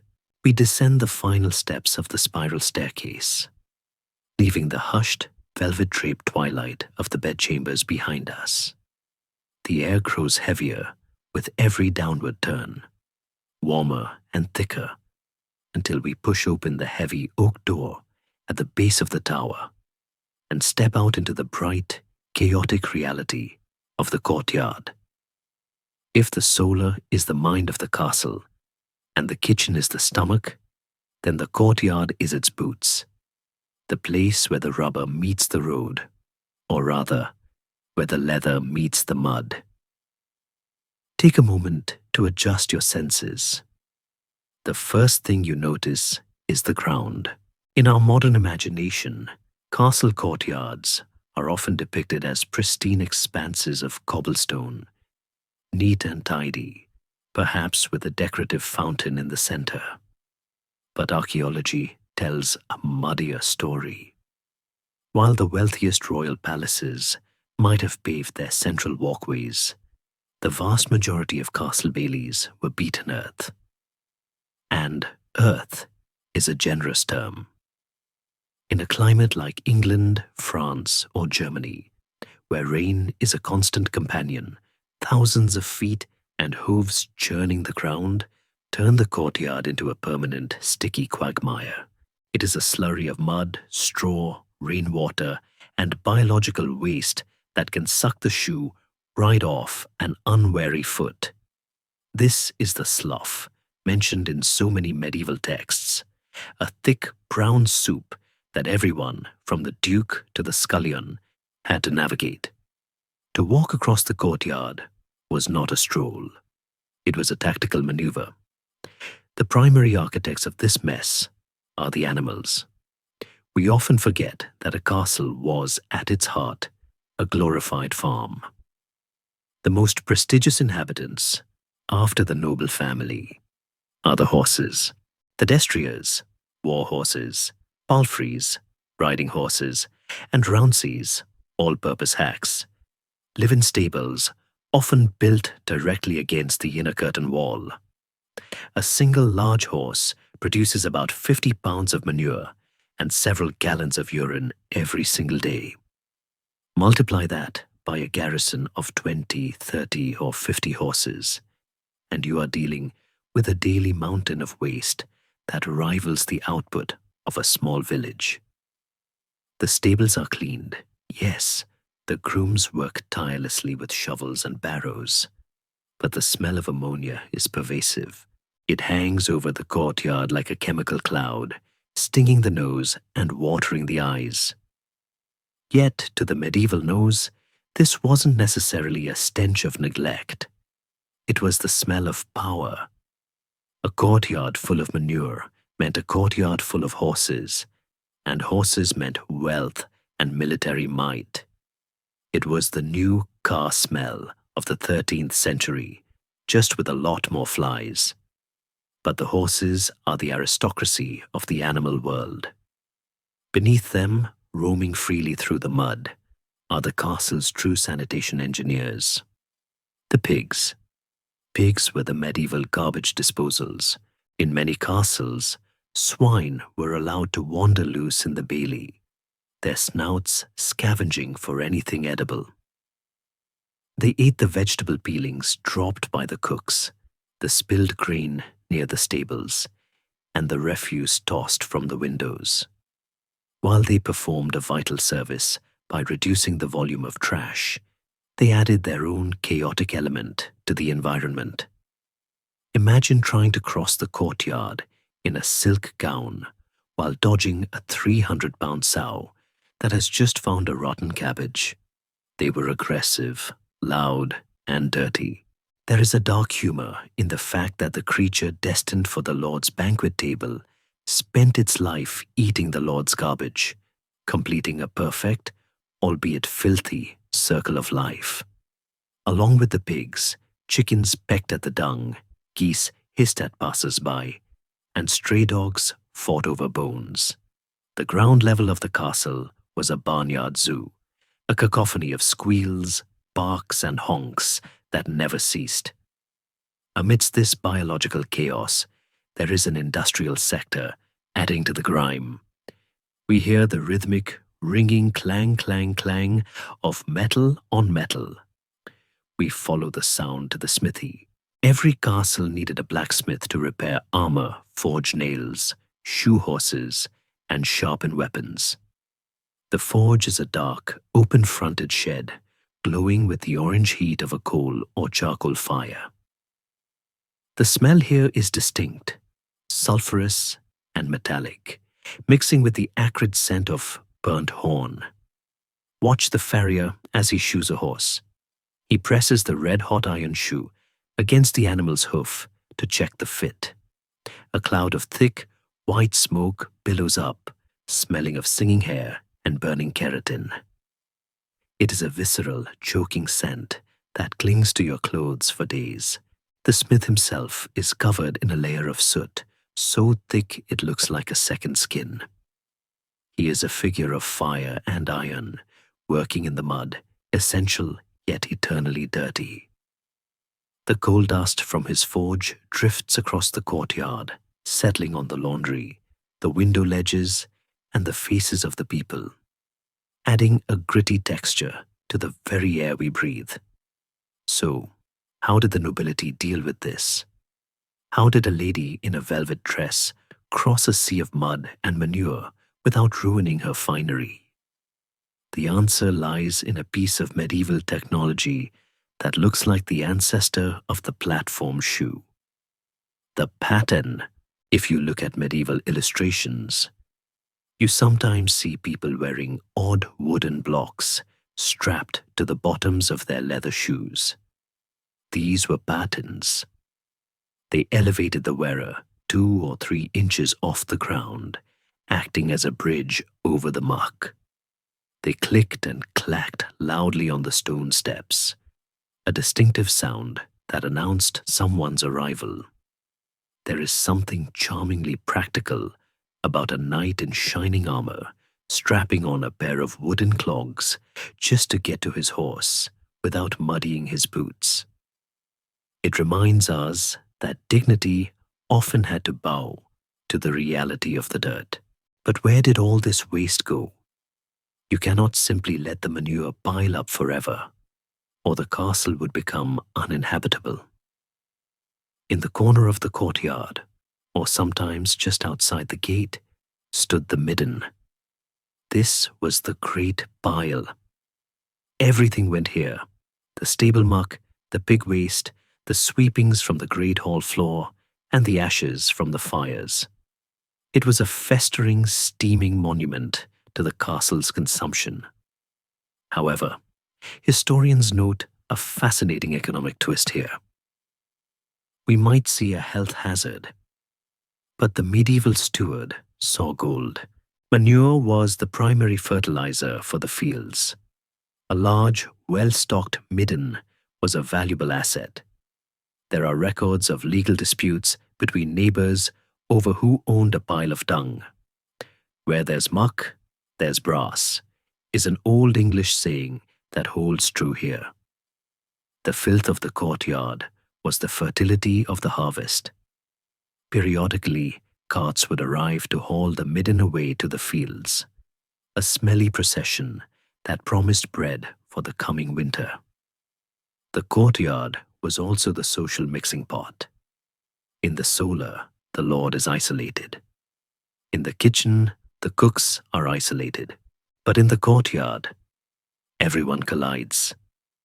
You might see a bishop's finely dressed messenger picking his way through the mud, trying to avoid a goose, while a sweaty groom hauls a bucket of water, and a group of soldiers gamble with dice on a barrel top. It is a place of transit, a place of shouting, a place of constant motion. There is no privacy here. If you argue with your spouse in the courtyard, the blacksmith hears it. If you trip and fall in the mud, the stable boys laugh. It is the town square of the fortress, dusty in summer, boggy in winter, and smelly all year round. As the sun begins to set, the dynamic of the courtyard changes. The chickens roost. The pigs are corralled or find a warm pile of straw to burrow into. The smith douses his fire, the glowing orange fading to grey ash. The heavy gates are barred. The drawbridge groans as it is raised, sealing the castle off from the world. The noise of the day, the hammering, the shouting, the barking, begins to fade, replaced by the low, ambient sounds of the night. But as the human and large animal bustle dies down, a different kind of activity begins. The mud of the courtyard is still, but the shadows are not. We move from the wet, open ground toward the walls themselves. We are looking for the creatures that do not respect the gates or the guards. They are the silent inhabitants, the ones who use the drain pipes as highways and the grain stores as palaces. They have been watching us from the cracks in the masonry all day, waiting for the cover of darkness. Now, as the castle sleeps, they emerge. It is time to meet the true owners of the medieval fortress, the ones who outnumbered the humans 10 to 1. We are about to enter the domain of the rat. The sun has fully set now. The heavy wooden shutters have been barred against the night, and the castle has settled into a deep, stony slumber. The great fires in the hall have burned down to glowing embers, casting long, flickering shadows that dance across the tapestries. The shouting of the cooks, the clang of the smithy, and the bustle of the courtyard have all faded into silence, or so it seems. If you lie very still in your bed, pressing your ear against the cold limestone wall next to your pillow, you will hear it. It is a faint, rhythmic sound, like dry leaves skittering across pavement. Scritch, scratch, scuttle. It stops, then starts again, moving with impossible speed from the floorboards to the ceiling. The castle is not empty. In fact, now that the humans have retired, the castle's other population is waking up for their shift. The walls are alive. We are sharing this fortress with the empire of the rat. To understand the scale of the infestation, we must look at the architecture itself. We see the solid stone blocks on the outside and assume the walls are solid rock all the way through. But medieval walls were often built using rubble-fill construction. Two outer shells of dressed stone with a core filled with loose rock, gravel, and mortar. Over centuries, the mortar cracks, the settling stone creates gaps, and this central core becomes a superhighway for rodents. It is a protected, temperature-controlled tunnel system that connects the larder to the attic, the dungeon to the royal bedchamber. The rats do not just visit the castle. They live inside its very bones. They are the true permanent tenants. The humans are just the temporary landlords who provide the food. The rat of the medieval castle is not the one we typically see in modern cities. This is the black rat, Rattus ratus, also known as the ship rat or the roof rat. Historians and zoologists note a distinct difference between this species and the larger, more aggressive brown rat, Rattus norvegicus, that would displace it in the 18th century. The black rat is smaller, sleeker, and an incredible climber. It doesn't just scurry on the floor, it runs along the rafters, climbs the tapestries, and balances on the wooden beams high above the great hall. It is an acrobat of the shadows. This vertical agility meant that nowhere was safe. You could hang a side of bacon from the ceiling to keep it away from mice, but the black rat would simply tightrope walk down the rope and enjoy a swinging feast. Their appetite was legendary and destructive. They ate the grain in the granary, of course, tons of it. A castle under siege could fall not because of arrows or battering rams, but because the rats had consumed the winter wheat supply before the defenders could. But they didn't stop at food. They possessed a gnawing hunger that extended to the castle itself. They chewed through lead pipes to get to water. They gnawed on the oak doors. They ate the leather straps of the knight's armor. Most annoyingly for the scholars and clerks, they loved parchment. Many medieval manuscripts that survive today bear the teeth marks of rats who decided that a tax record or a prayer book made a tasty snack. History literally eaten away at the edges. But their favorite non-food item was the candle. Candles in the Middle Ages were made of tallow, rendered animal fat, rather than wax, which was expensive and reserved for the church or the very rich. A tallow candle is essentially a stick of hard grease with a wick in it. To a rat, this is a high-calorie energy bar. Servants would often wake up to find the castle plunged into darkness because the rats had stolen every unlit candle in the room during the night. There is a certain dark comedy in the image of a fierce knight fumbling in the dark for his sword, unable to find a light because a rat has dragged his candle into the wall to eat it. The psychological toll of this constant rustling was significant. Imagine trying to sleep, knowing that hundreds of eyes are watching from the rafters. The scurrying sound was the soundtrack of the night. Occasionally, a rat might lose its footing and fall from the ceiling beams, plop, landing on the bed, or even on the sleeper. It was a visceral, furry intrusion that shattered the illusion of safety. And while they didn't understand the germ theory, they knew rats were dirty. They knew that where rats went, food spoiled. However, the connection between rats and the great mortality, the Black Death, remains one of the most tragic disconnects in history.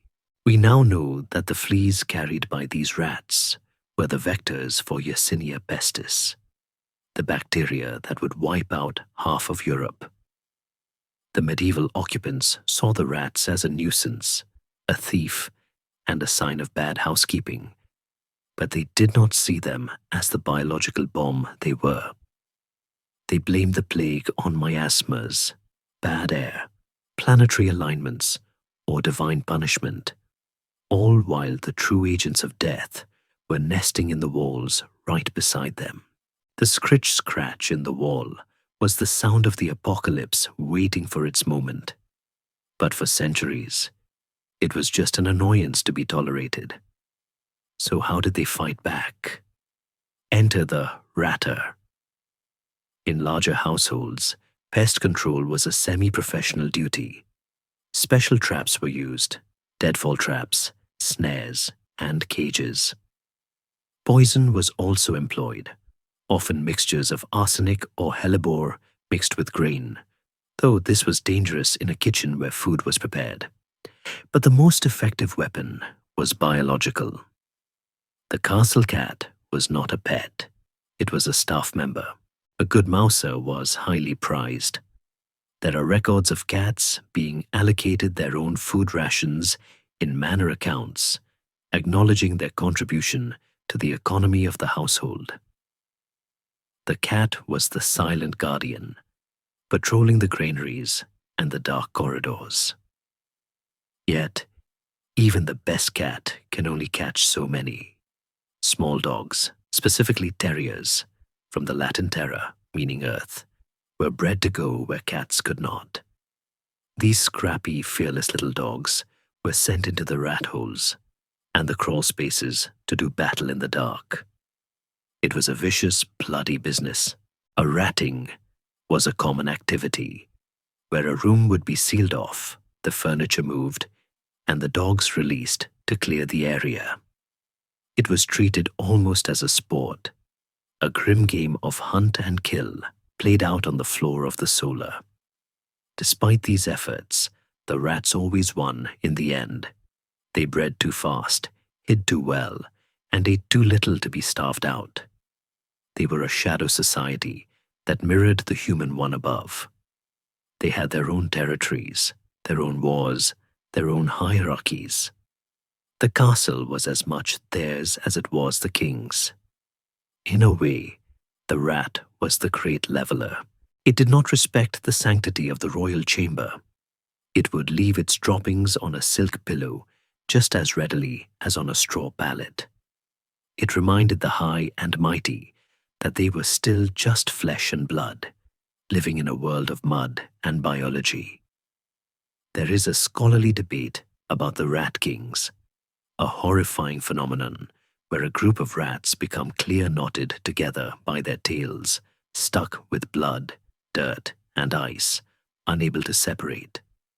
Specimens exist in museums, but historians and zoologists argue whether this happened naturally or was a hoax created by bored peasants. If natural, it speaks to the incredible density and filth of their living conditions. Rats huddled so close for warmth in the freezing winter that they became fused into a single writhing entity.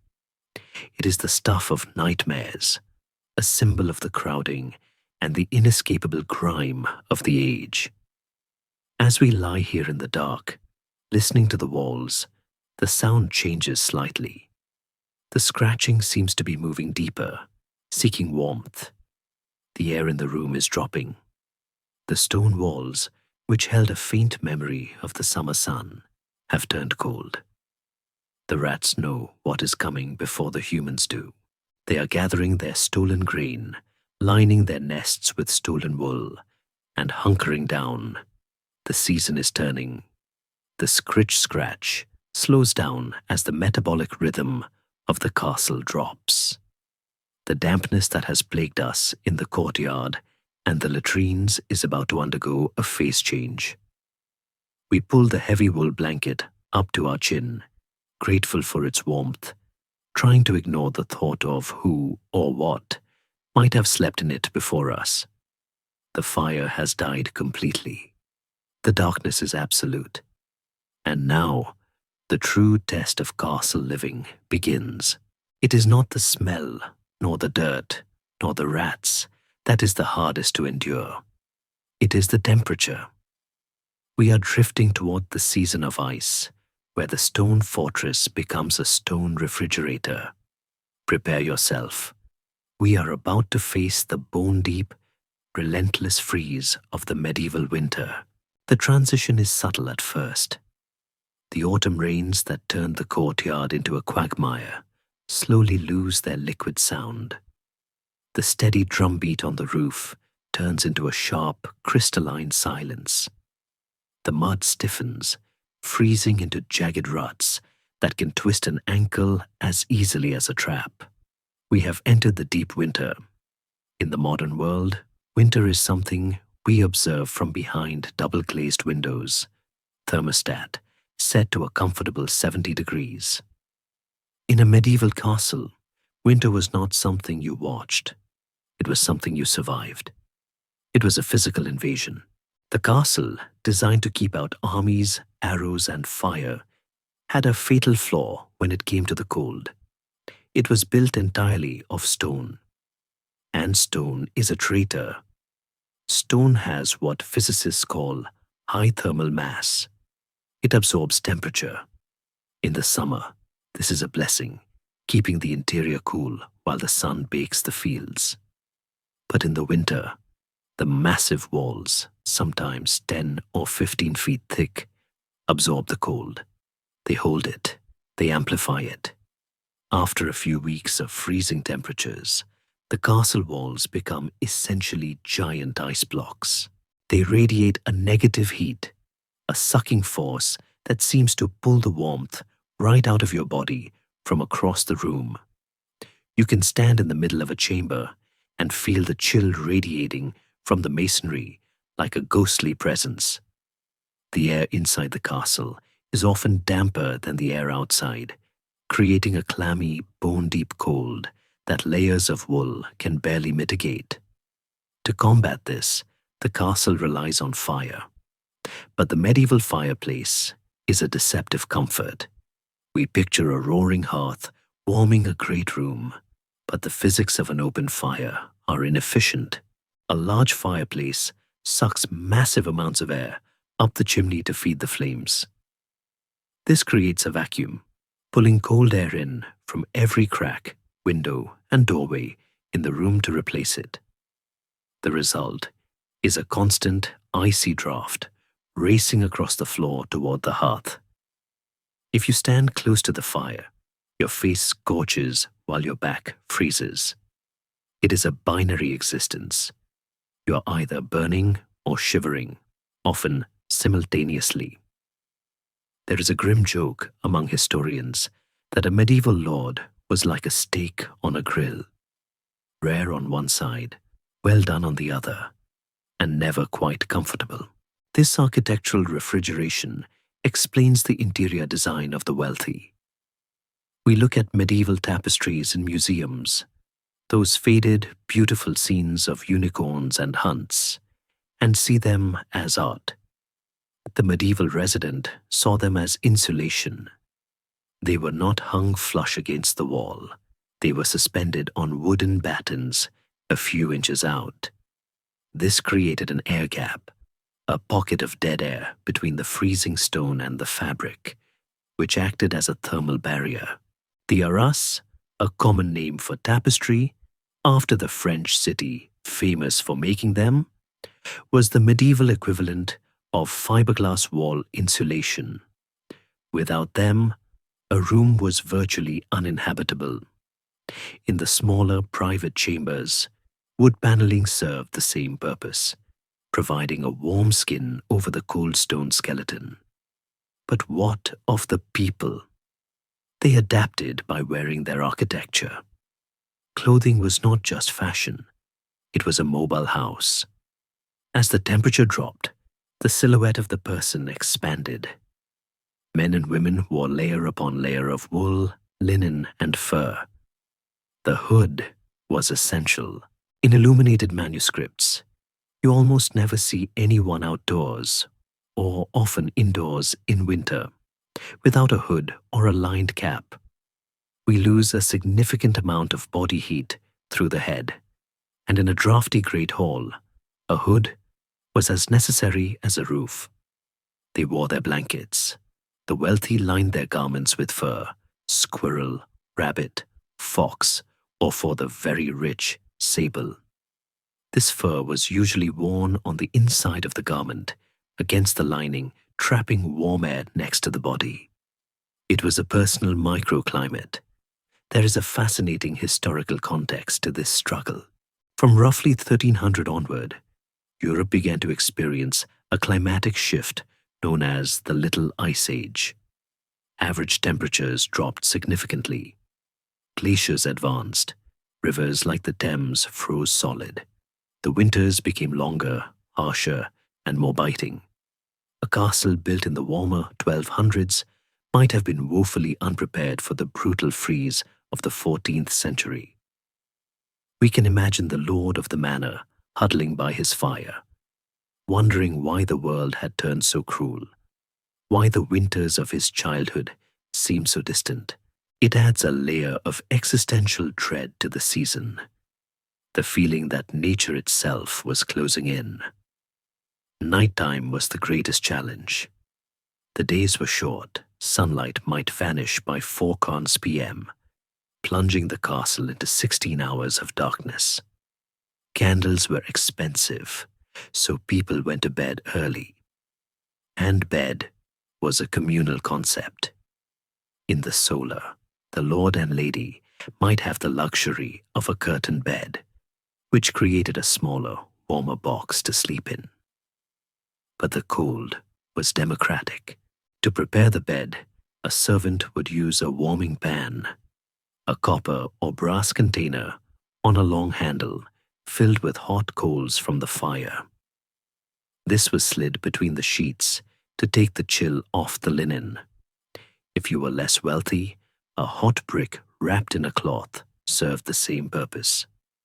These stone hot water bottles were coveted items. For the servants sleeping in the great hall, body heat was the only fuel. They slept in clusters, spooning for survival, piles of humanity nestled in the straw. The dogs joined the pile. It was a multi-species puppy pile of warmth. There is a scholarly debate about the sleep patterns of the time.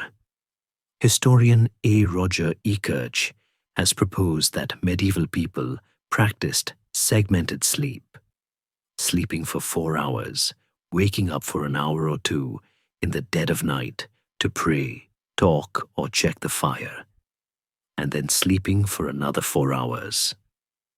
In the bitter cold of winter, this waking period, the watch, would have been a freezing, huddled hour, listening to the wind howl around the towers, checking that the embers hadn't died, knowing that the fire was the only thing keeping the stone beast at bay. The cold did have one small mercy. It froze the smell. The stench of the midden and the garderobe, so overpowering in summer, went dormant in January. The flies died. The rats slowed down. But the dampness remained. Condensation would run down the internal walls.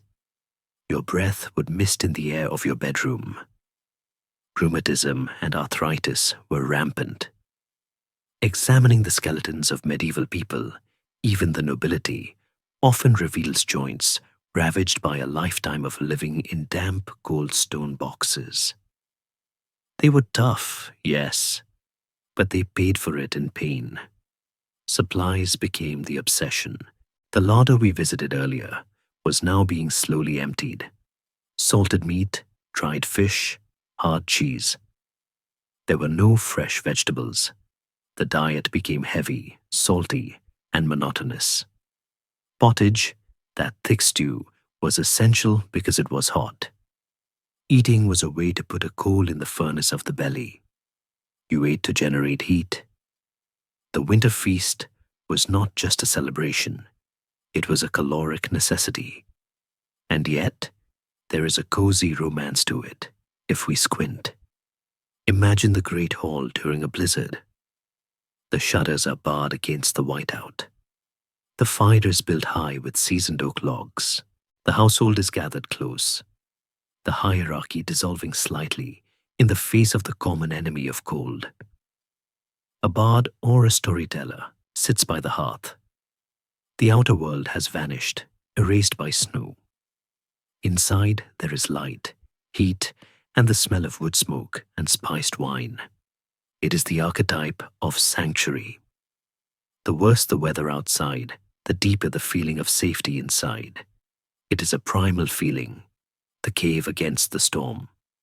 But this sanctuary is fragile. Winter is a siege by nature. It can be waited out. The spring will come, the sun will return, the stone will warm. But there is another kind of winter, a human-made winter, where the supplies run out, the water fails, and the doors are barred not against the wind, but against fellow men. As the snow melts and the roads clear, the season of war returns. And when an army surrounds the walls, the castle transforms from a cold home into a hot prison. We must now prepare for the ultimate test of the fortress. The food is rationed. The gates are locked. The wells are guarded. The enemy is at the gates, and they are not leaving. We are about to enter the claustrophobic, desperate, and filthy reality of the siege. The gates have slammed shut. The portcullis has rattled down into its stone grooves with a finality that echoes in the chest. The drawbridge is raised, severing the umbilical cord that connects the castle to the world. We have entered the siege.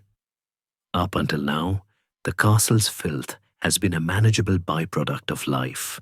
Unpleasant, yes, but movable. The waste flowed out, the fresh water flowed in, and the air circulated. But a siege changes the physics of existence.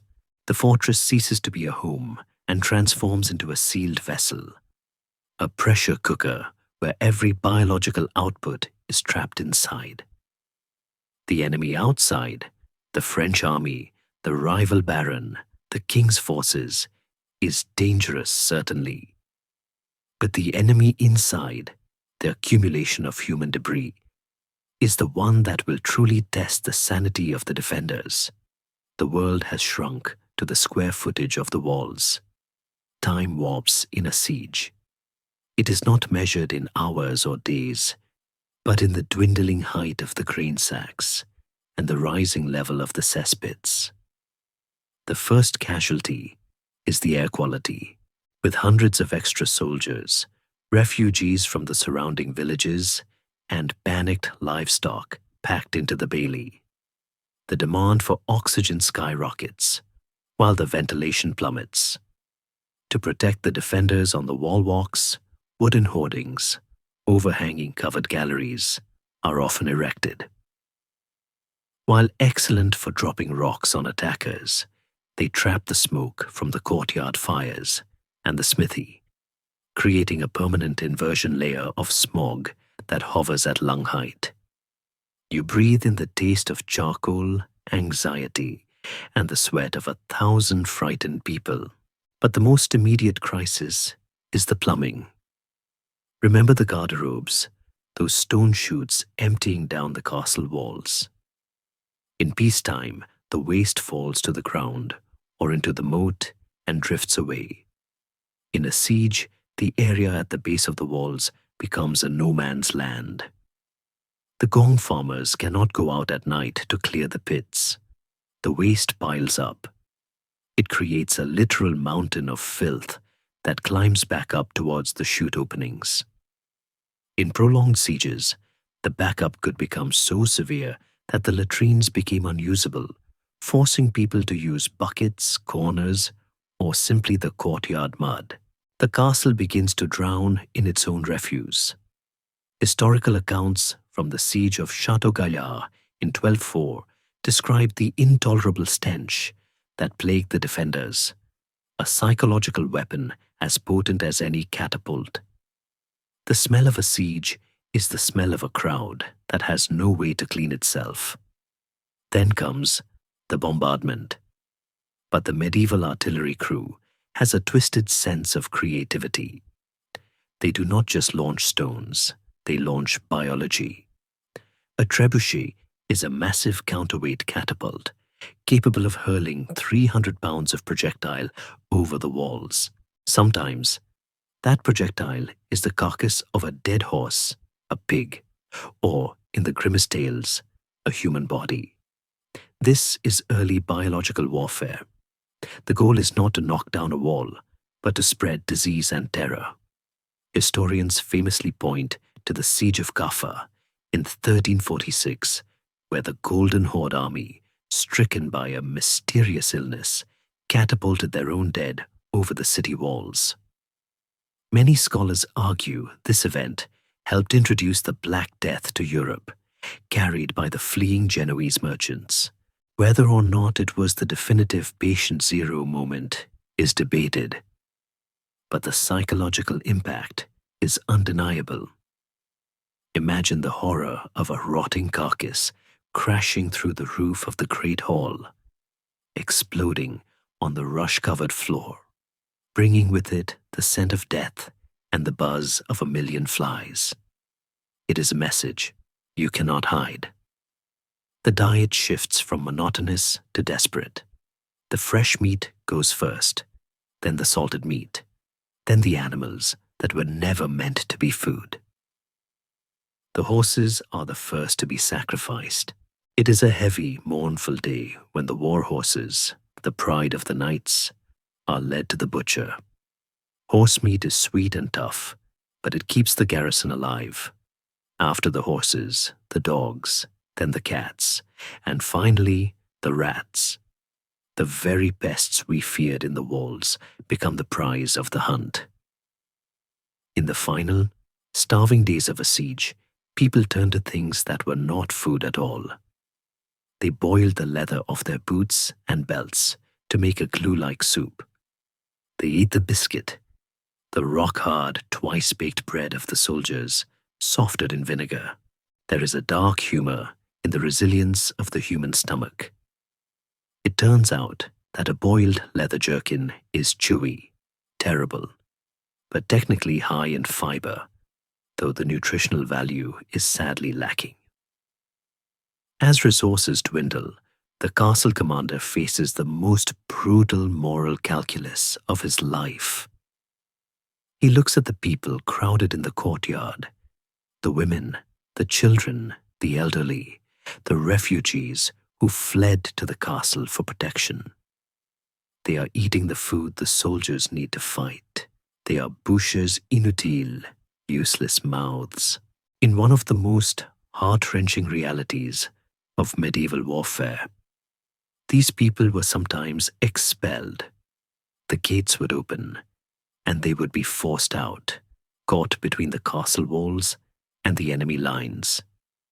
Often, the besiegers would not let them pass, leaving them to starve in the ditch visible from the walls. It is a stain on the concept of chivalry, a reminder that honor often evaporated when the larder went empty. Inside, the water becomes the obsession. We spoke of the well, but in a siege, the well is overworked. The water level drops. It becomes muddy and brackish. If the enemy manages to taint the water source, perhaps by mining under the walls and breaching the aquifer or throwing carcasses into the supply, the game is over. People drink ale as long as it lasts, then vinegar and water, then anything wet. Dehydration sets in, sharpening the features, sinking the eyes, making the skin paper thin. And with the filth and the bad water comes the true conqueror of castles, the flux, dysentery. It killed far more soldiers than swords or arrows ever did. It sweeps through the enclosed population like a fire in a dry barn. The symptoms are horrific, violent, bloody diarrhea that leads to rapid dehydration and death. In the crowded conditions of a siege, where privacy has vanished and sanitation has collapsed, there is no containing it. The great hall becomes a hospital ward. The straw on the floor, once just dirty, becomes a biohazard. Men who could withstand the blow of a battle axe are reduced to shivering ghosts, defeated by a microscopic bacteria. King Henry V, the victor of Agincourt, died of dysentery, proving that the disease had no respect for crowns. Burial becomes impossible. You cannot leave the castle to bury the dead in the churchyard. To do so is suicide. So the bodies are stacked. They are placed in the coolest cellars, or in the chapel, covered in lime if it's available, or simply wrapped in whatever cloth can be spared. The castle becomes a crypt. The living sleep alongside the dead. The boundary between this world and the next becomes porous. The silence of the dead seems to amplify the silence of the waiting living. And yet, in this hellscape, there are moments of profound humanity. People share their last crust of bread. A soldier gives his ration of water to a child. Music is played, a lute strummed in the dark to drown out the sound of the enemy mining picks scratching at the foundations. The siege strips away the layers of social pretense. The lord and the scullion are both starving, both smelling of the same fear, both trapping the same rats. They are united in the filth. The psychological pressure is immense. It is the waiting, the listening. Is that a tunnel being dug beneath the North Tower? Is that the creak of a siege tower approaching? Is that the wind or the sound of a scaling ladder hitting the stone? Sleep is fitful. The defenders are exhausted, their bodies eaten by lice, their gums bleeding from scurvy, their minds fraying at the edges. They are ghosts haunting their own home. Eventually, the breaking point arrives. The white flag is raised, or the walls are breached. The sudden rush of noise, the influx of strangers, the end of the closed loop, whether it ends in slaughter or negotiation. The survivors stagger out into the light, blinking, their lungs shocked by the sudden intake of fresh, clean air. They look back at the fortress that was their prison, knowing they have survived the closest approximation of hell on earth. But for those who were wounded, or those rotting with the flux, the end of the siege is not the end of the suffering. They need help. They need the medieval equivalent of a doctor. As the gates open and the supplies flow in, we turn our attention to the desperate attempts to heal the broken bodies of the castle dwellers. We must visit the barber surgeon, the man who wields the knife and the leech, to understand the bloody, messy, and often terrifying art of medieval healthcare. The siege has lifted, or perhaps the fever has simply broken, but the body remains a landscape of pain. We limp away from the battlefield of the walls and seek out the one man in the castle who holds the power of life and death in his unwashed hands. We are not looking for a university-trained physician. Those men, with their long robes and Latin texts, are rare, expensive, and largely theoretical. They will gaze at a flask of urine, consult a star chart, and prescribe a change of diet. No, for the visceral reality of a broken bone, a rotting tooth, or a festering wound, we need the tradesman of the flesh. We need the barber surgeon. We find his workshop near the stables or the smithy, a location that hints at his status. He is a craftsman, not a scholar. Push open the door, and the smell hits you instantly. A complex metallic bouquet of old blood, sharp vinegar, stale wine, and the sickly sweet scent of rotting flesh masked by heavy incense. The room is a chaotic clutter of tools that look terrifyingly similar to those of the carpenter and the butcher. Saws, pliers, knives, and drills hang from the walls, their iron surfaces pitted with rust. There is no white sterile paper here, no autoclaved stillness. There is a wooden table, stained dark by years of spills, with leather straps to hold the patient down. Pain management is not a pill. It is a strong grip and a shot of strong spirits. The foundation of medieval medicine rests on a concept that seems poetic to us, but was absolute law to them: the four humors. The body was viewed as a hydraulic system containing four fluids: blood, phlegm, yellow bile, and black bile. Health was a state of balance. Illness was a state of excess. If you had a fever, you had too much blood, sanguine. If you were sluggish, you had too much phlegm. The barber surgeon's job was not to add medicine, but to subtract fluid. He was a human plumber. And the most common solution for almost any ailment, from headache to heartbreak, was bloodletting. Watch as he prepares. He rolls up the sleeve of his tunic. His hands are callous, perhaps still slightly grimy, from his morning task of shaving the Lord's beard. He takes a fleam, or a lancet, a small, double-edged blade. He ties a tourniquet around your arm to make the vein bulge. He doesn't swab the skin with alcohol. He simply makes the cut. The blood flows into a shallow brass bowl. The sight of it is reassuring to the medieval mind.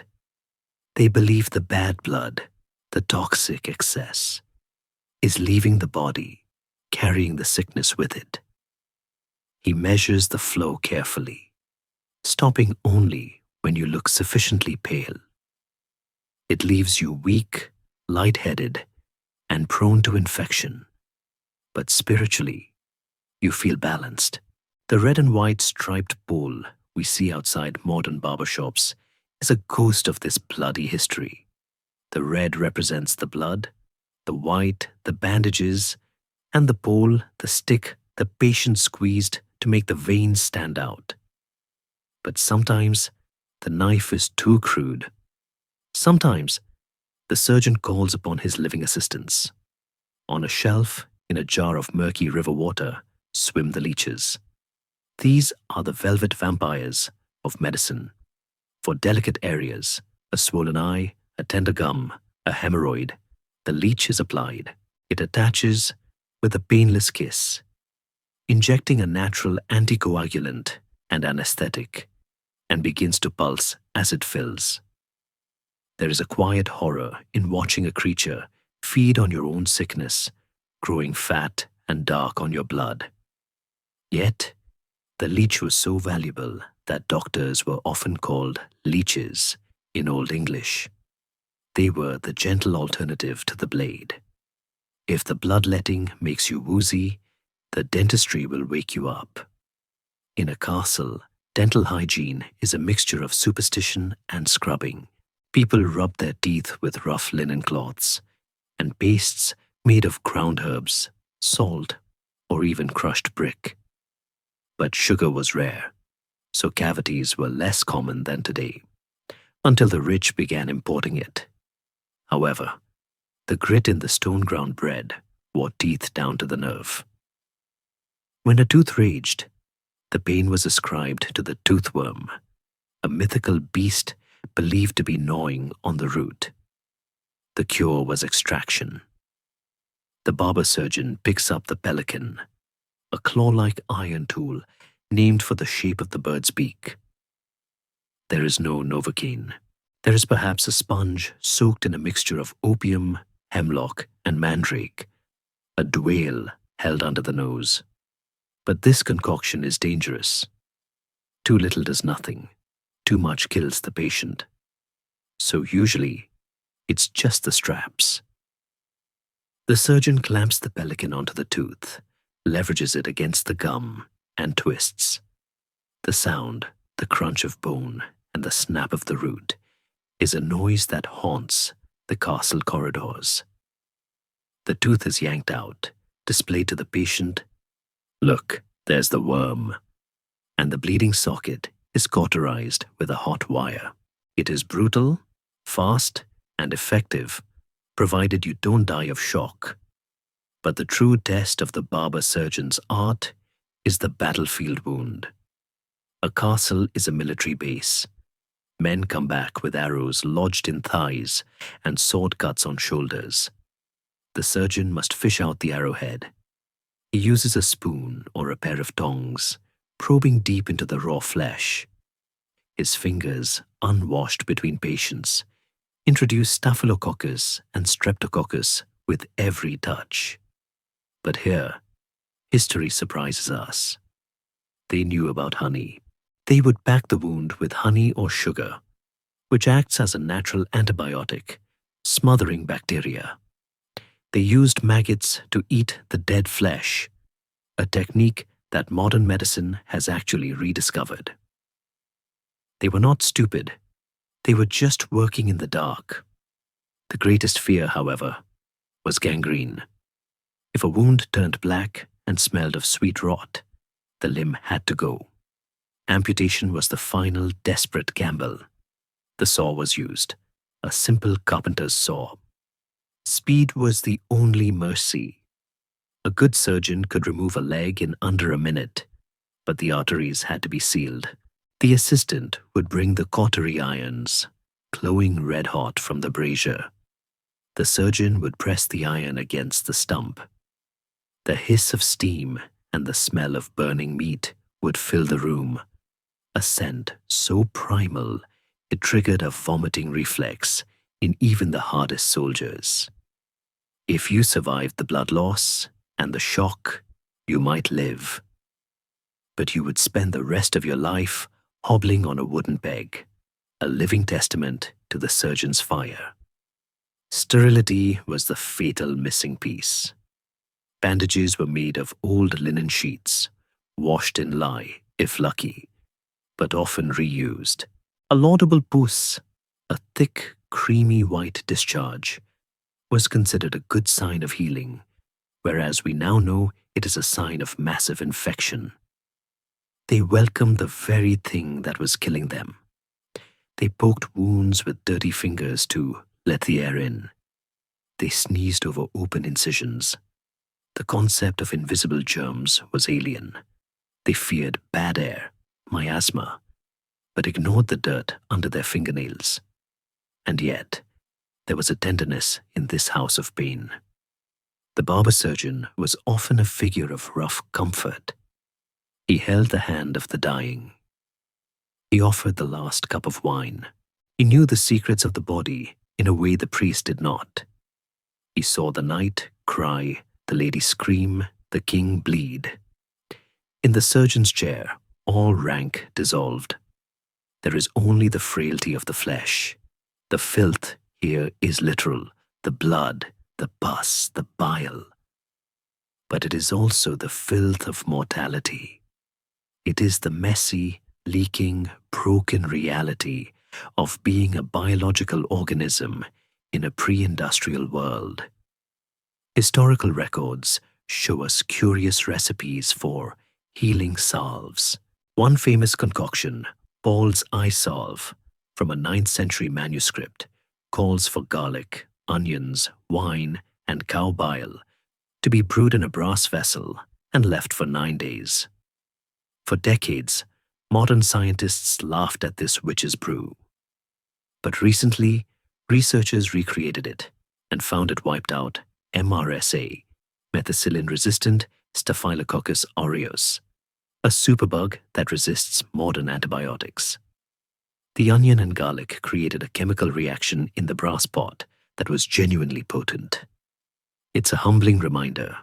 Their hands were dirty, but their instincts were sometimes genius.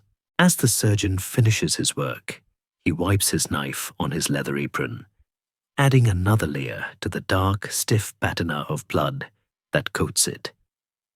He tosses the used bandages into a pile in the corner. The bloody rags, stiff with dried gore and pus, cannot just be thrown away. Cloth is too expensive. They must be washed. They must be reclaimed. And this brings us to the final, and perhaps most chemically hazardous, stage of the castle's hygiene cycle. We follow the path of the dirty linen, the menstrual cloths, the surgical rags, the soiled bed sheets, and the sweaty tunics, down to the wash house. Prepare yourself. We are about to enter the caustic, steaming, urine-soaked world of laundry day. We leave the metallic, blood-tinged air of the barber surgeon's workshop and move toward the periphery of the castle complex. We are following a new scent, a heavy, humid, suffocating odor that clings to the back of the throat. It is the smell of wet wool, wood ash, and a sharp, stinging chemical tang that reminds us of the garderobe, yet somehow cleaner and more industrial. We have arrived at the laundry, or as it was often euphemistically called, the lavender. The name conjures images of purple flowers and sweet-smelling sachets.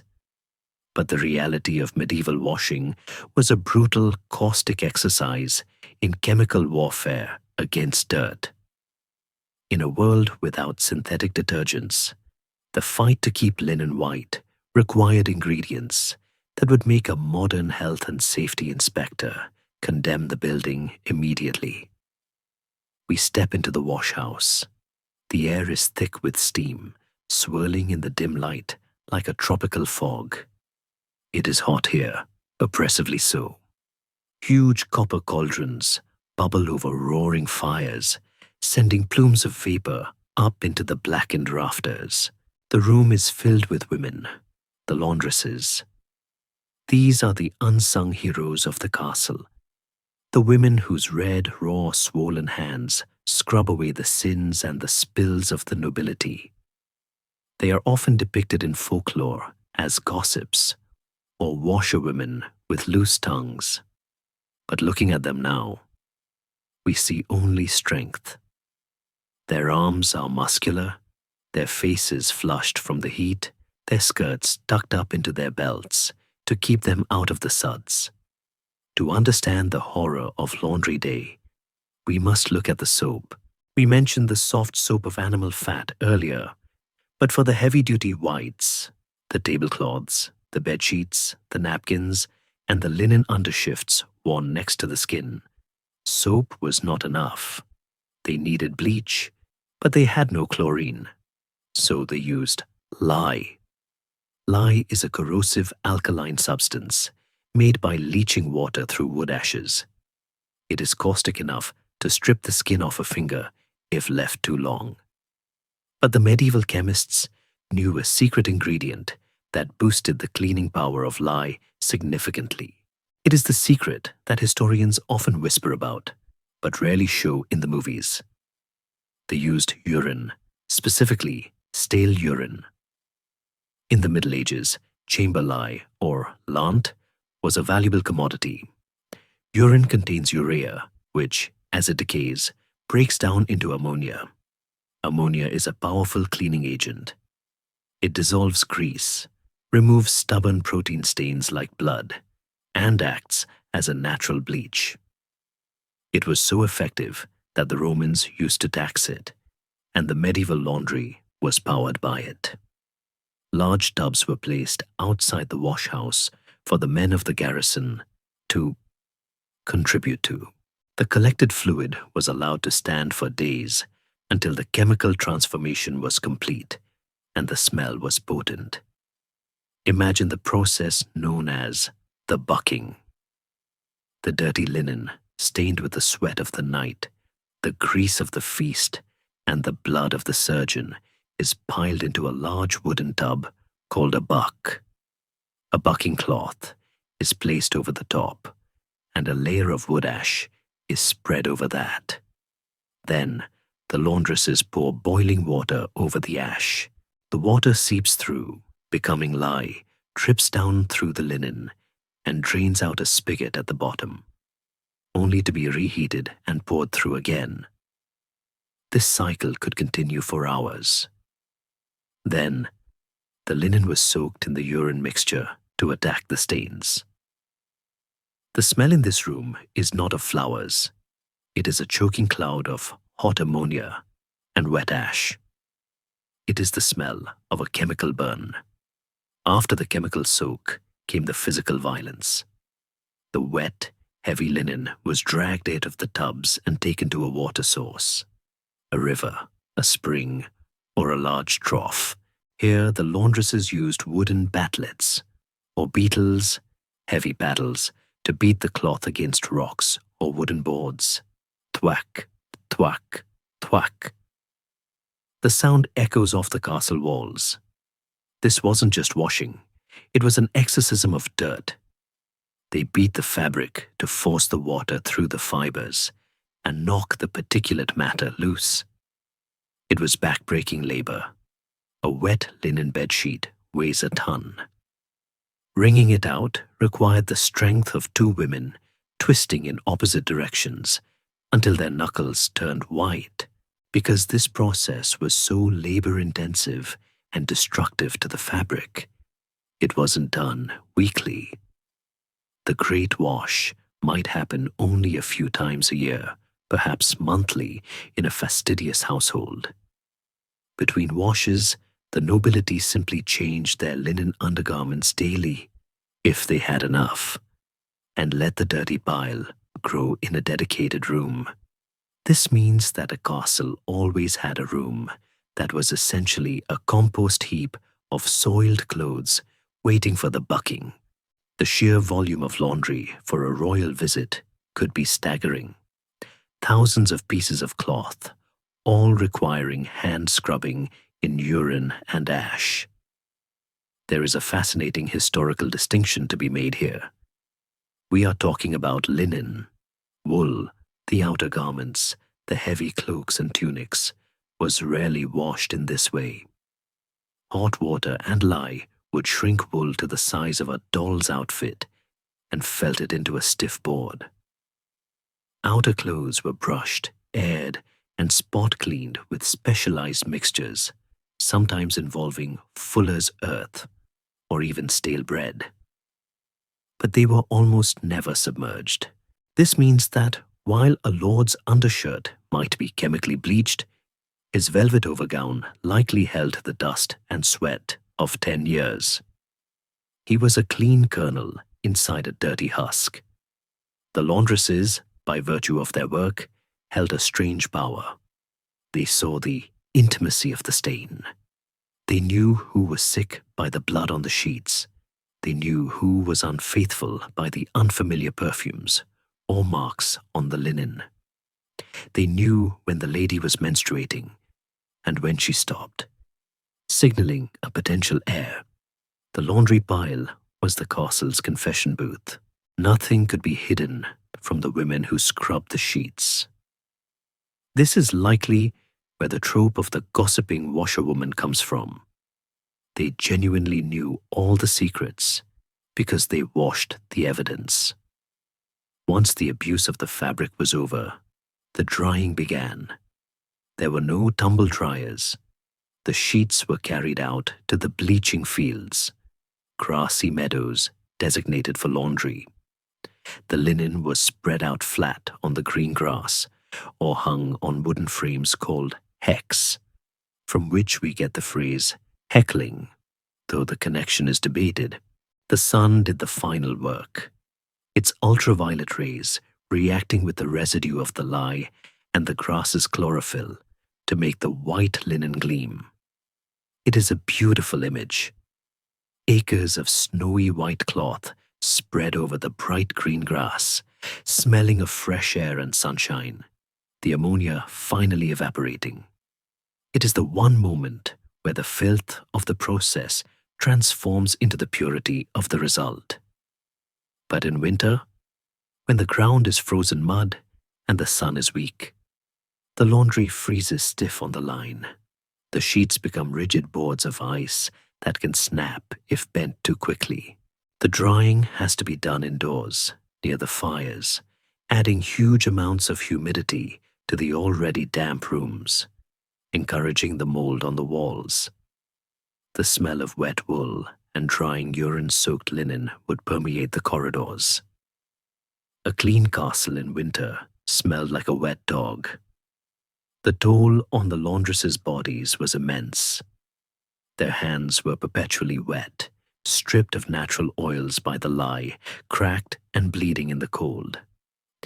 They suffered from rheumatism, washerwoman's sprain, repetitive strain injury, and respiratory issues from inhaling the caustic steam. Yet, they were essential. Without them, the lice would take over completely, and the skin diseases would fester. They were the firewall between the nobility and their own filth. We watch the head laundress checking a finished sheet. She holds it up to the light. It is a creamy, imperfect white, stiff with starch, often made from boiling bran. She nods. It is clean enough for the king's bed. The memory of the urine and the ash has been beaten out of it, replaced by the scent of lavender sprigs that will be pressed between the folds in the linen press. It is a deception. The purity is a mask worn over a chemically violent history. As the sun sets over the bleaching fields, casting long shadows across the drying racks, we prepare to leave the open air. We have seen the high towers, the warm kitchens, the crowded courtyards, and the steamy washhouses. We have explored the places where life is lived, where food is cooked, and where clothes are cleaned. But there is one part of the castle we have avoided until now. It is the place where things are not cleaned, but forgotten. It is the place where the stone roots of the castle dig deep into the earth, below the waterline, below the light, below hope. We are going to the darkness. We are going to the dungeons. We have explored the heights of the towers, the heat of the kitchens, and the steam of the washhouse. Now we must go down. We leave the daylight completely behind. We take a torch, its flame sputtering in the thinning air, and descend a staircase that seems to have no end. The stone steps here are not worn smooth by the passage of velvet slippers. They are rough, jagged, and slick with a slime that never dries. The temperature drops with every foot of depth, shifting from the chill of the castle halls to the steady, grave-like cold of the earth itself. The smell changes too. It is no longer the scent of animals or smoke or even the sharp ammonia of the laundry. It is the smell of stagnant water, wet rot, and old undisturbed dust. It is the scent of silence. We are entering the dungeons. The word dungeon itself is a linguistic ghost. It comes from the French donjon, which originally meant the Great Keep, the highest, safest, and most luxurious tower where the Lord lived. Over centuries, as the high tower became less fashionable and the cellars beneath it became more notorious, the word slid down the architecture, moving from the penthouse to the basement. It is a grim irony. The word for the highest honor became the word for the lowest misery. And here, in the roots of the castle, we find the ultimate expression of the filth we have been tracking. In the popular imagination, dungeons are filled with elaborate torture devices, racks, thumbscrews, and the infamous Iron Maiden. We picture masked executioners and roaring fires, but historians and archaeologists tell us a different, quieter, and perhaps more horrifying truth. The torture chamber is largely a Victorian invention, a Gothic fantasy created to sell tickets to 19th century tourists. Medieval justice was brutal, yes, but it was usually public and quick: a hanging, a beheading, a stockade. The true purpose of the dungeon was not to extract information. It was to hold people. And the torture wasn't a machine. The torture was the room itself. We stop before a heavy wooden door, bound in rusting iron. Or perhaps, more terrifyingly, we stop at a hole in the floor. This is the entrance to the oubliette. The word comes from the French oublier, to forget. It is a bottle dungeon, a narrow shaft that opens into a wider, bell-shaped chamber below. There are no doors, no windows, no stairs. The prisoner is lowered down on a rope, and the rope is pulled up. The hatch is closed, and they are forgotten. Imagine the sensory reality of the oubliette. It is absolute darkness. Not the dimness of a bedroom at night, but a heavy velvet blackness, where the eyes strain until they ache, creating phantom lights that don't exist. In this void, the other senses take over, and they are assaulted. The floor of a dungeon is rarely dry. Castles were often built on high ground, but their foundations dug deep, often intersecting with the water table. The bottom of the dungeon was frequently a pool of mud, or worse, standing water that seeped in from the moat. A prisoner might spend months standing in 6 inches of cold, brackish slime, unable to sit or lie down without submerging themselves in the filth. Sanitation here is non-existent. There is no bucket. There is no drain. The room is a sealed container. The prisoner must relieve themselves where they stand. Over time, the floor becomes a toxic slurry of mud and human waste. The smell, trapped in the bottle shape of the room with no ventilation, would be suffocating. Methane and ammonia build up, heavier than air, settling at the bottom where the prisoner crouches. It is a slow chemical suffocation. The air is so bad that when the hatch is finally opened, a torch lowered down might extinguish for lack of oxygen. Vermin are the only company. We met the rats in the attic, but the rats of the dungeon are different. They are bold. In the dark, they do not fear the human. They investigate him. Prisoners spoke of sleeping with a hand over their throat to keep the rats from biting their faces. Frogs, toads, and newts, seeking the damp, would flop across the floor in the dark. Cold, wet touches that would startle a sleeping man into a scream that no one would hear. And then there were the lice, the fleas, and the worms, multiplying in the filth, turning the prisoner's own body into a landscape of infestation. But who was down here?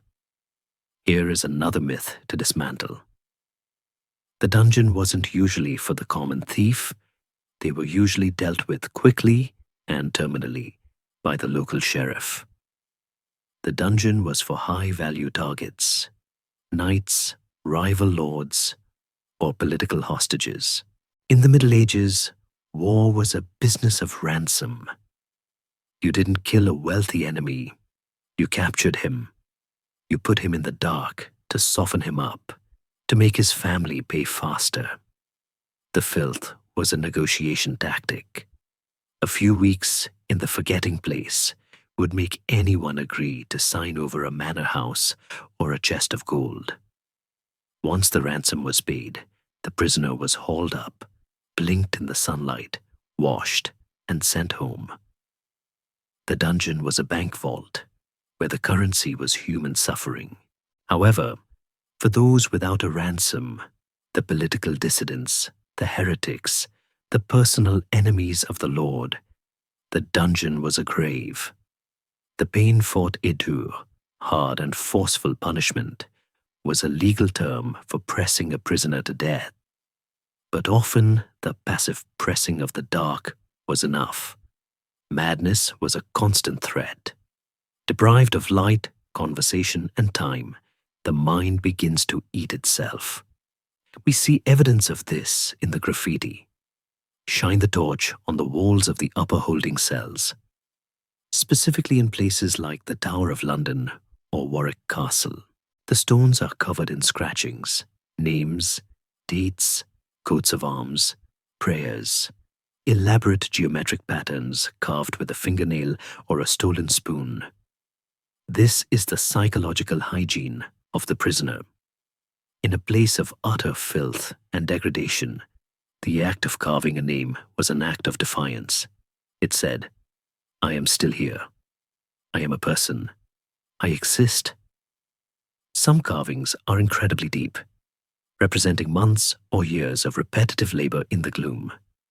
They are the only clean lines in a world of mud. The diet of the prisoner contributed to the squalor. Bread and water is the cliché, but the reality was often pottage remnants and rainwater. They were fed the scraps that even the dogs refused, lowered down in a bucket. If the bucket tipped, the food fell into the muck on the floor.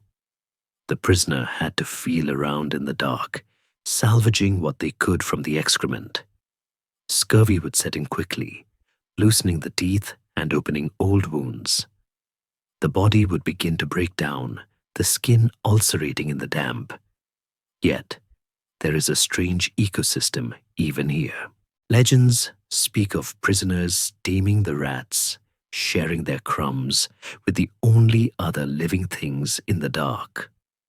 It speaks to the desperate human need for connection, even if that connection is with the carrier of the plague.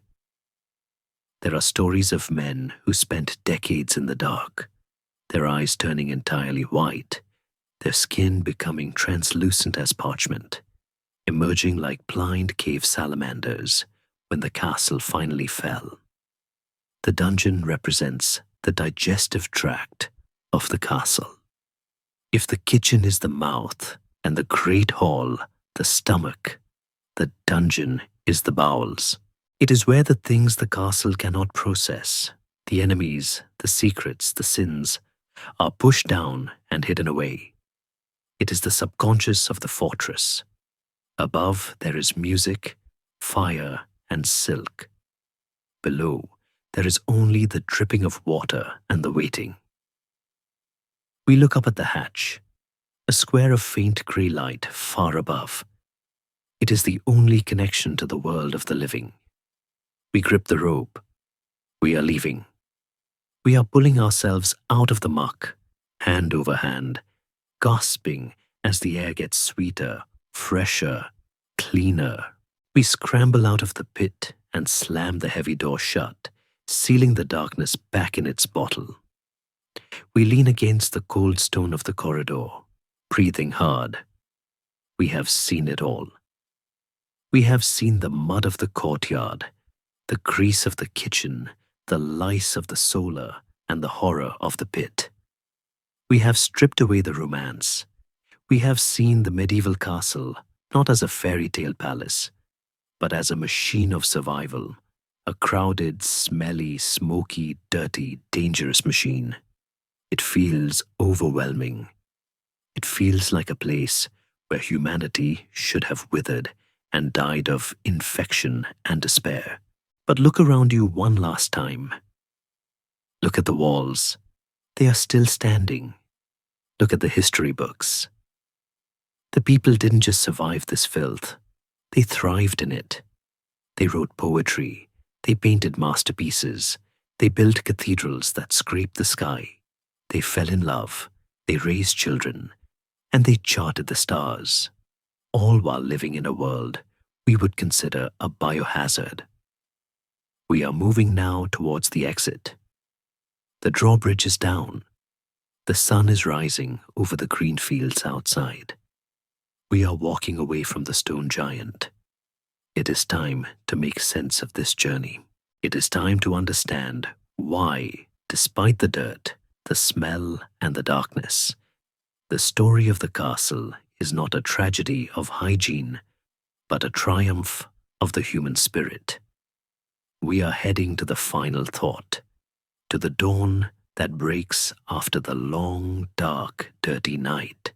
We step out of the shadows of the keep, blinking in the pale, clean light of the morning sun. We have journeyed through the mud of the courtyard, the grease of the kitchen, the smoke of the great hall, and the suffocating darkness of the dungeon. We have smelled the ammonia of the laundry and the rot of the cesspit. It would be easy to look back at the medieval castle and see only a monument to misery, a stone container for disease, discomfort, and dirt. It would be easy to pity the people who lived there, to see them as wretched figures trudging through a short, painful existence in a sepia-toned world of crime. But to do so is to misunderstand the fundamental nature of the medieval spirit. We judge them by the standards of our sterile, antibacterial age, where a single fly in a restaurant is a crisis. But they did not live in our world. They lived in theirs. And in theirs, they were not victims of the filth. They were masters of it. We walk now towards the final stop on our tour, the one place in the castle we haven't yet visited, the antidote to everything we have seen, the garden. Most castles, nestled within their defensive walls, maintained a hortus conclusus, an enclosed garden. Push open the small gate and step inside. The smell hits you instantly, but this time it is a blessing. It is the scent of damask roses, Madonna lilies, lavender, rosemary, and sage. This was not just a decorative space, it was a sensory sanctuary. In a world that smelled of wood smoke and dung, the garden was a purposeful engine of perfume. The ladies of the castle would walk here to saturate the hems of their dresses with the scent of herbs, dragging a bit of this paradise back into the stinking halls. It was an act of defiance. The beauty of the garden was a weapon against the ugliness of the world.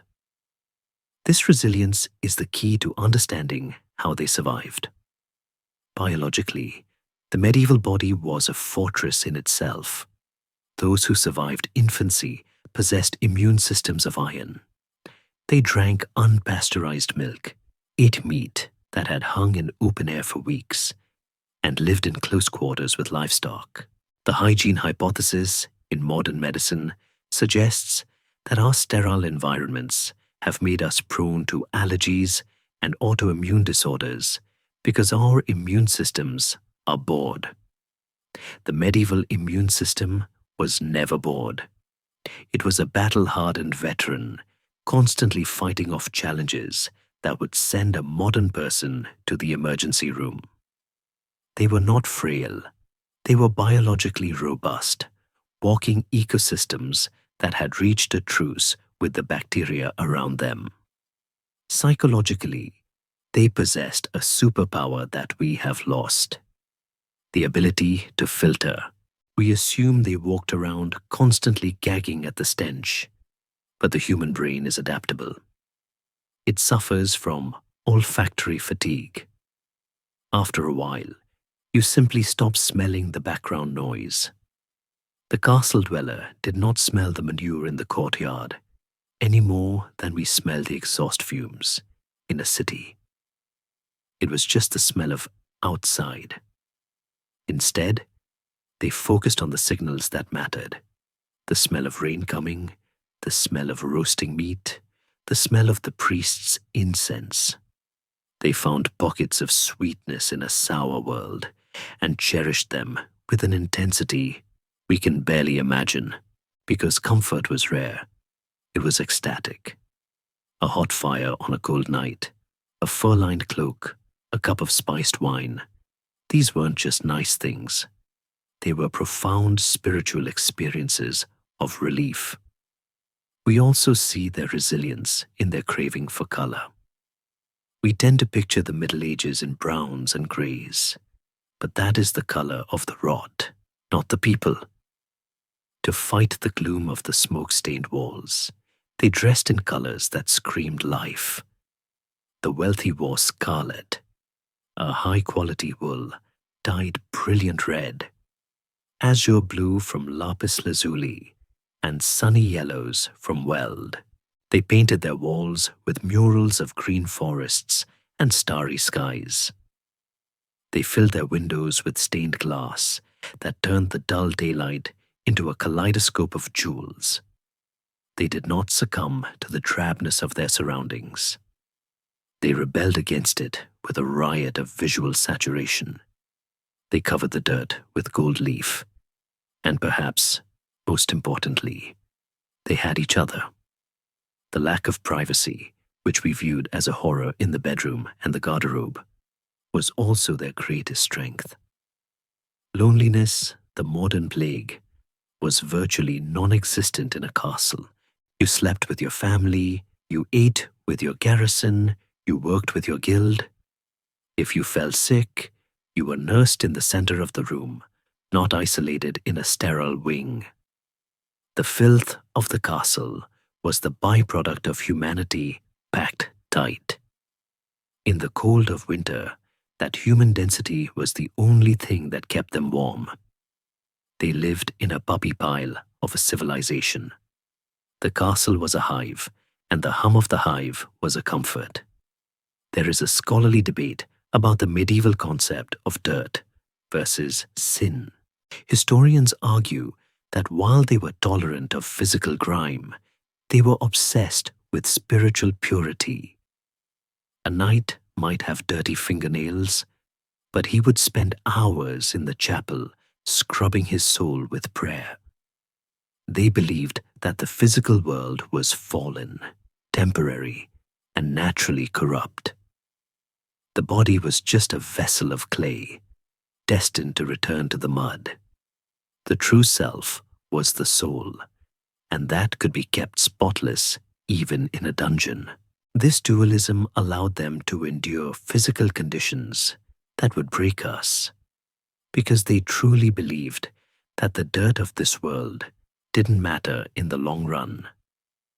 They had their eyes on a cleaner prize. As we stand in the garden, looking back at the towering stone walls, the sun begins to set. The golden light hits the limestone, turning the gray to amber. The smoke rising from the kitchen chimneys looks less like pollution and more like the breath of a sleeping giant. The noise of the courtyard softens into a distant murmur. We realize that the castle was not a mistake. It was a lifeboat in a violent, unpredictable, and harsh world. The castle was an attempt to create order. It was an attempt to hoard food, warmth, and safety against the chaos of nature and war. And it worked. The people who lived here, the lady scratching her flea bites, the gong farmer in the pit, the cook in the smoke, the prisoner carving his name. They are not gone. They are us. We are their children. We carry their genes. The resilience that allowed them to survive the flux, the plague, the cold, and the dark runs in our veins. We are here because they refused to give up. We are here because they found a way to laugh in the mud, to sing in the smoke, and to find love in the laundry room. The filth of the medieval castle was the fertilizer for the future. Out of that compost of history grew the Renaissance, the Enlightenment, and the modern world. We stand on their shoulders, and if we look down, we might see a bit of mud on their boots, but we should not look away. We should look at it with respect. That mud is the evidence of their struggle and their victory. The castle is silent now. The rats have retreated. The fires are banked. The ghosts of the past can finally rest, knowing that their story has been told, not just the shiny romantic parts, but the gritty, smelly, beautiful truth of it all. The tour is over. The heavy oak gates are closing, shutting out the centuries, sealing the history back inside the stone. The drawbridge is rising, leaving you on the other side, safe in your own time. The smells of the past, the smoke, the spice, the damp earth, are fading, drifting away like mist over a morning field. You are no longer in the cold draft of the keep. You are here, in the warmth and softness of your own sanctuary. Feel the weight of the blanket over you, lighter than wool, softer than fur. Feel the air in your room, still and clean. The noise of the smithy and the courtyard has dissolved into the quiet rhythm of your own breathing. The struggle of the past is done. The castle stands only in memory now, a silent silhouette against the stars. Let the image of the stone towers soften, blurring at the edges, turning into clouds. You are safe, you are warm, you are clean. The history can wait. Now there is only the velvet dark and the gentle pull of sleep. Sweet dreams.